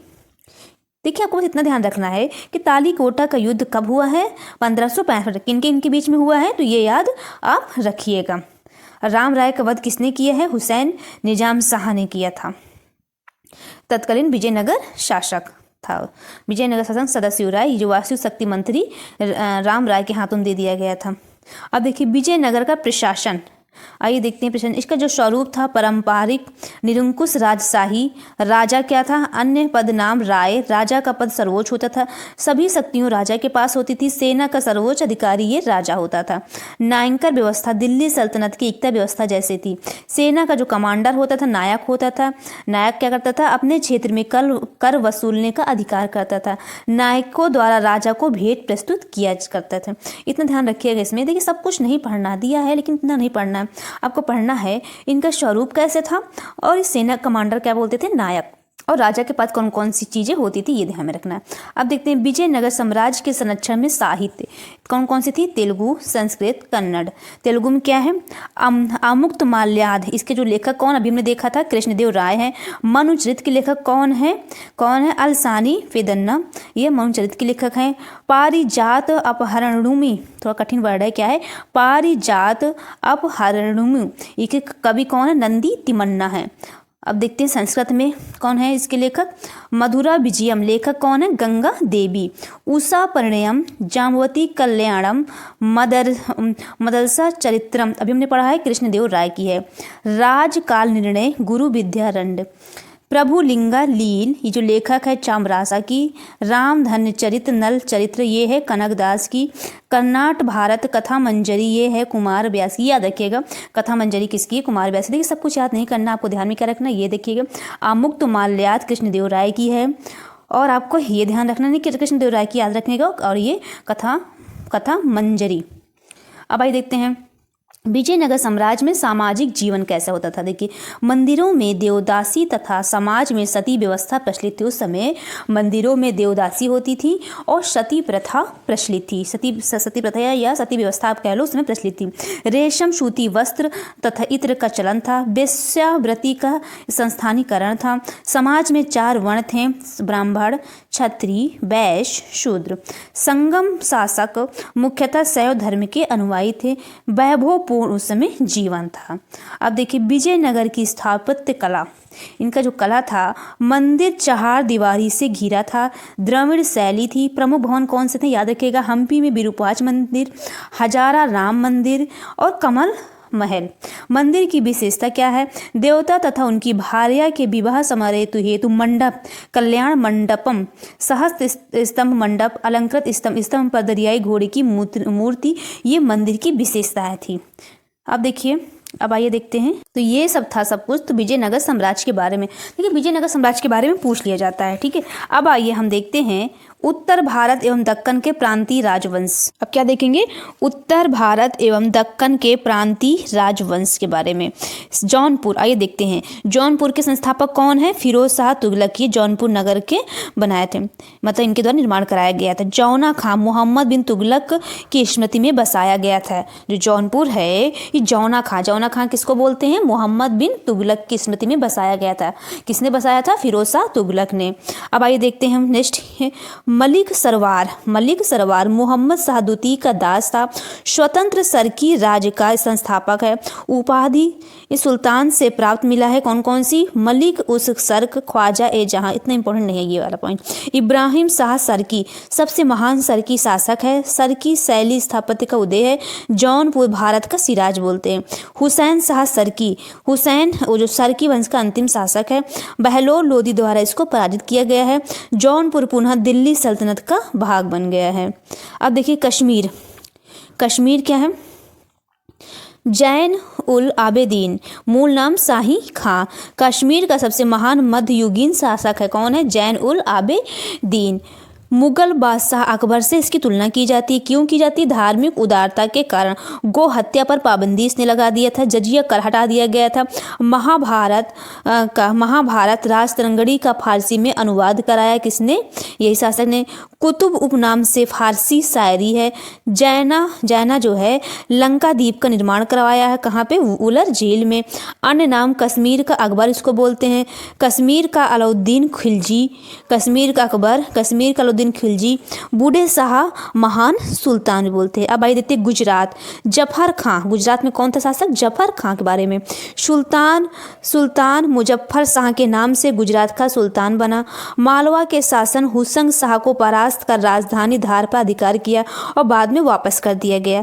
आइए देखते हैं महमूद बेगड़ा के बारे में। अबुल फतह महमूद शाह की उपाधि इसको मिली। मूल नाम फतह खां है। मुख्य विजय चंपानेर, गिरनार, ये ढेर किले हैं। अब आइए देखते हैं बहमनी के में सबसे पहले देखेंगे अलाउद्दीन बहमद शाह। इनका जो मूल नाम है हसन, उपनाम गंगू, उपाधि जफर खां बहमद शाह। बहमनी साम्राज्य की ये नींव रखें। राजधानी गुलबर्गा, वर्तमान कलबुर्गी। आहसानाबाद नया नाम। साम्राज्य को शासन के लिए 4 तरफों या प्रांतों में है बांटा। कौन कौन से हैं, एक है गुलबर्गा, दौलताबाद, बरार और बीदर, इन्होंने बांटा। अब आइए देखते हैं बीजापुर के में क्या है। आइए देखते हैं इब्राहिम आदिल शाह दूती, उपाधि कौन सी मिली इनको?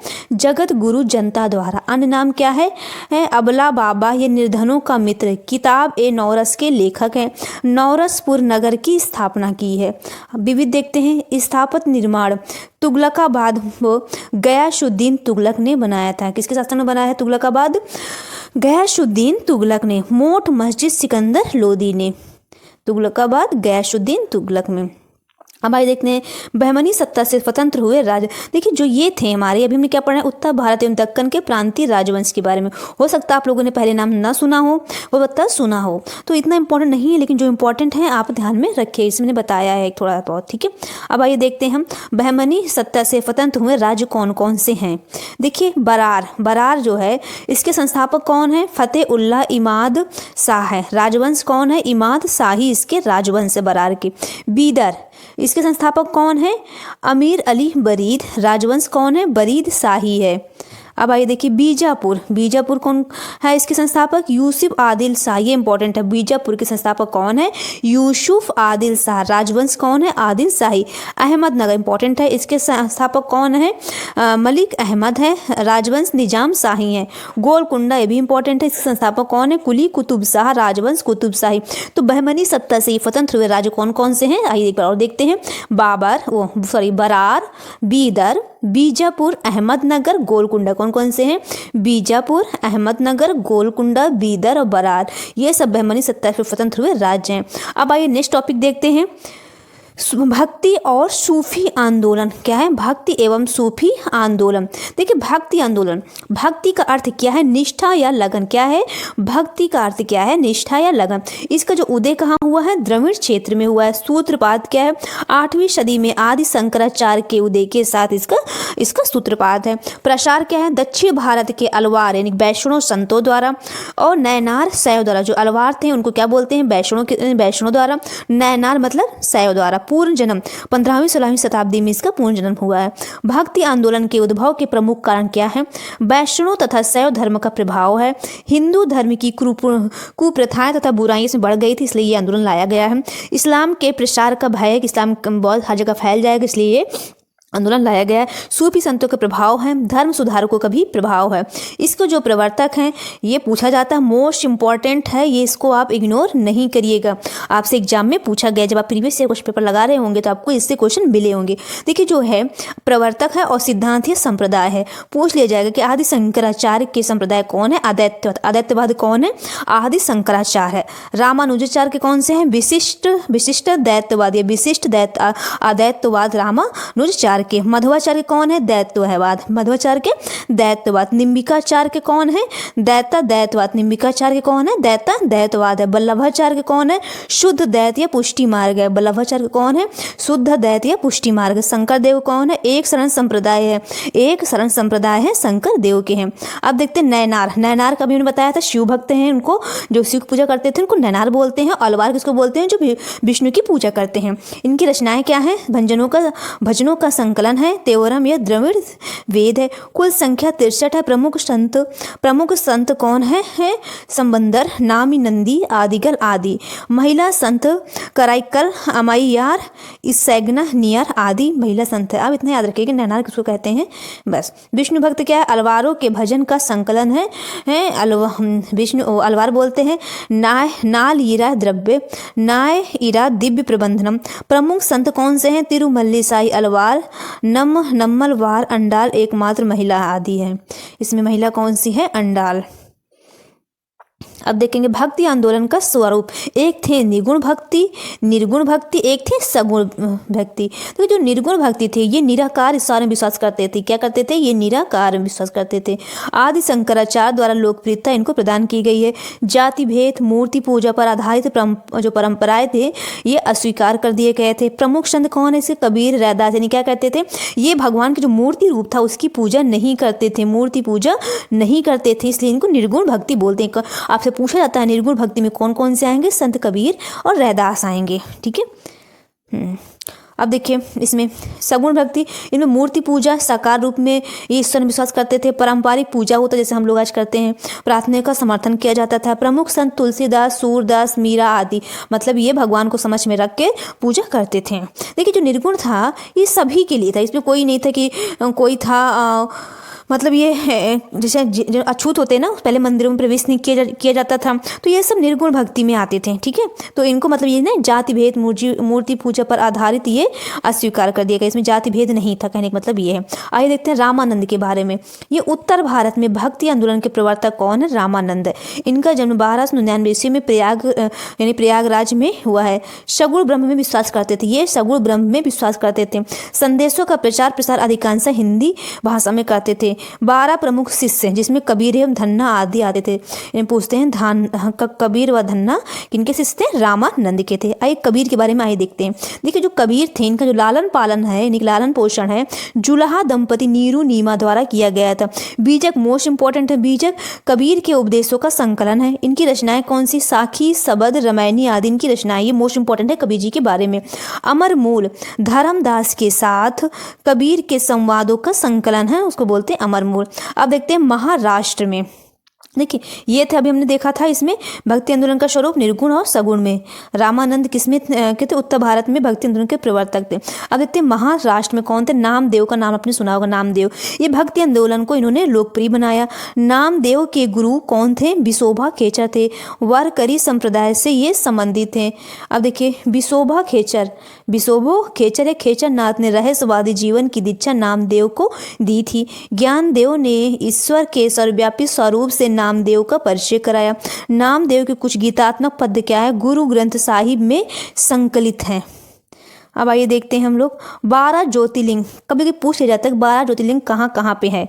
आपको पता होना चाहिए वैसे भी कि 12 ज्योतिर्लिंग कहाँ कहाँ पे है। आइए देखते हैं हम लोग।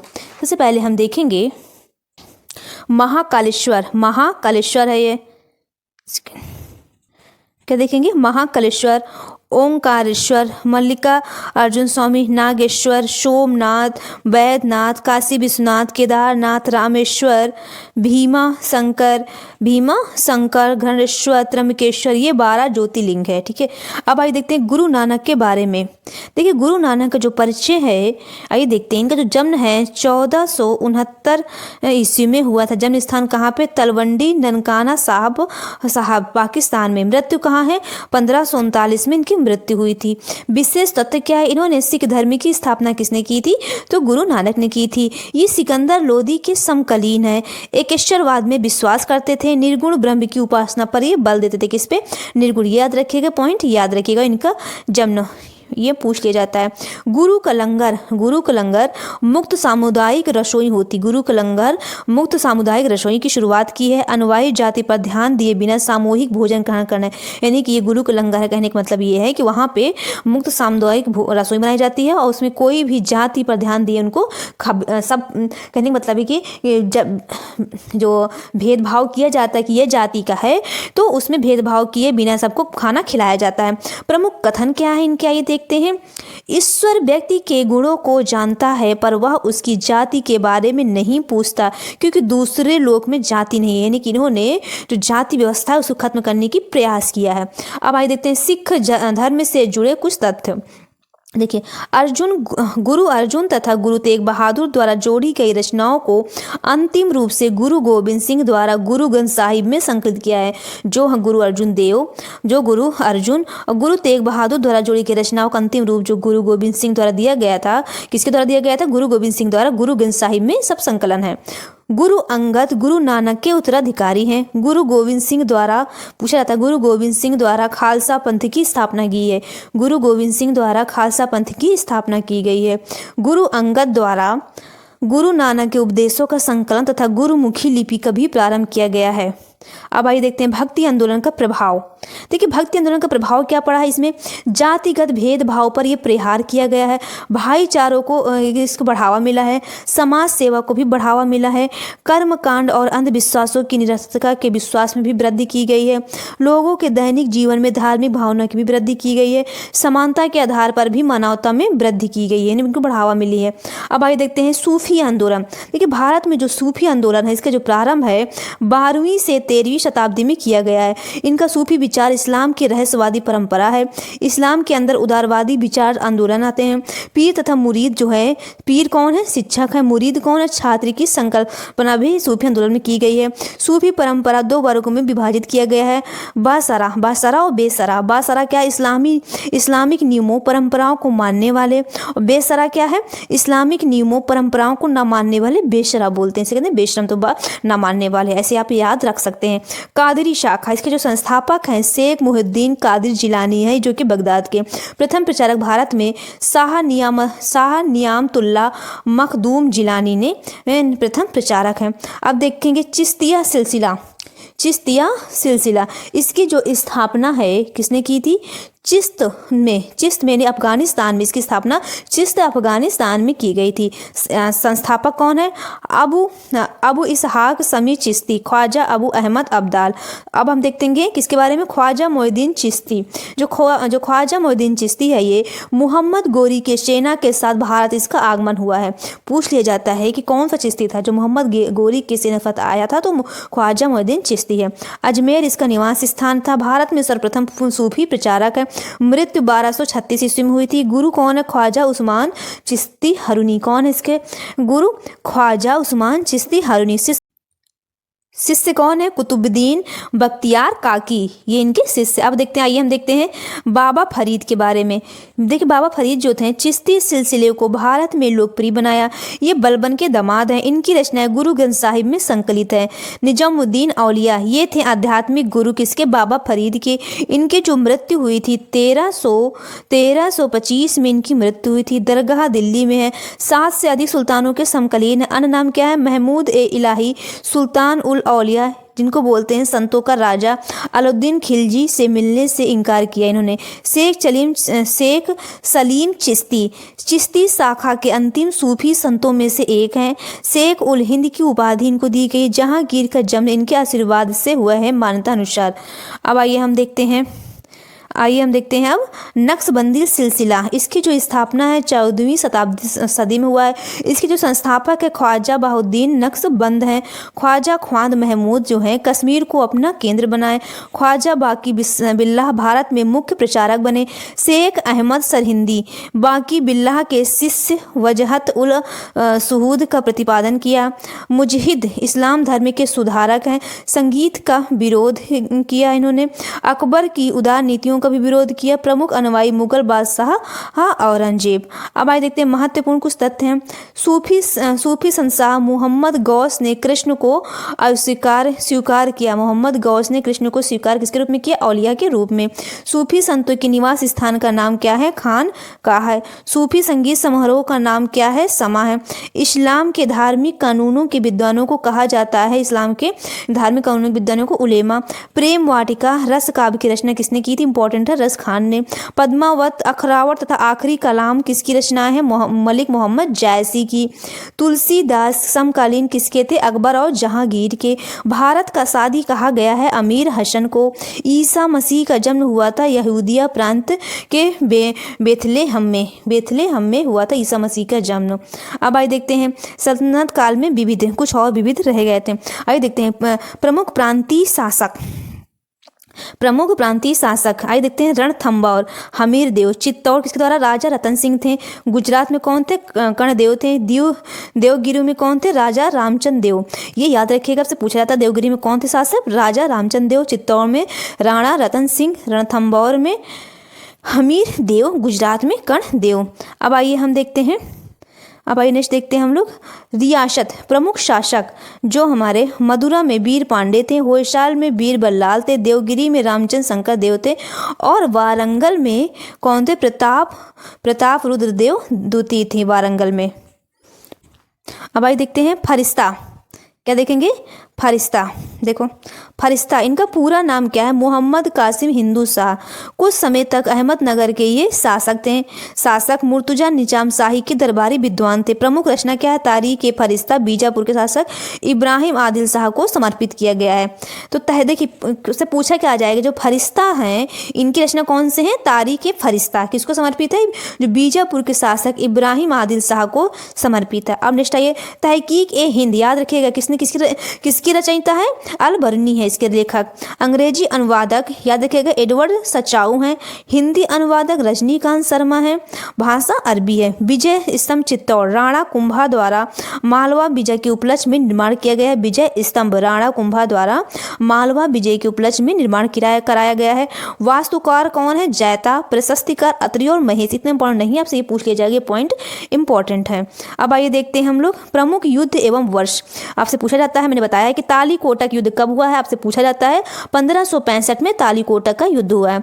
चंदावर का युद्ध 1194 ईस्वी में 1194 में चंदावर का युद्ध हुआ है। पानीपत का प्रथम युद्ध 21 अप्रैल 1526 ईस्वी में पानीपत का प्रथम युद्ध हुआ है। तैमूर का भारत पर आक्रमण 1398 ईस्वी में तैमूर का भारत पर आक्रमण हुआ है। अब आइए देखते हैं प्रशासनिक विभाग या प्रारंभकर्ता शासक। देखिए जो दीवान ए मुस्तखराज है ये राजस्व विभाग के हैं। इसके कौन प्रारंभ किया था? दीवान ए मुस्तखराज अलाउद्दीन खिलजी में। दीवान ए रियासत बाजार नियंत्रण विभाग, ये भी अलाउद्दीन खिलजी से पूछा जाता है कि दीवान ए रियासत के शासक कौन है? प्रारंभकर्ता शासक तो अलाउद्दीन खिलजी है।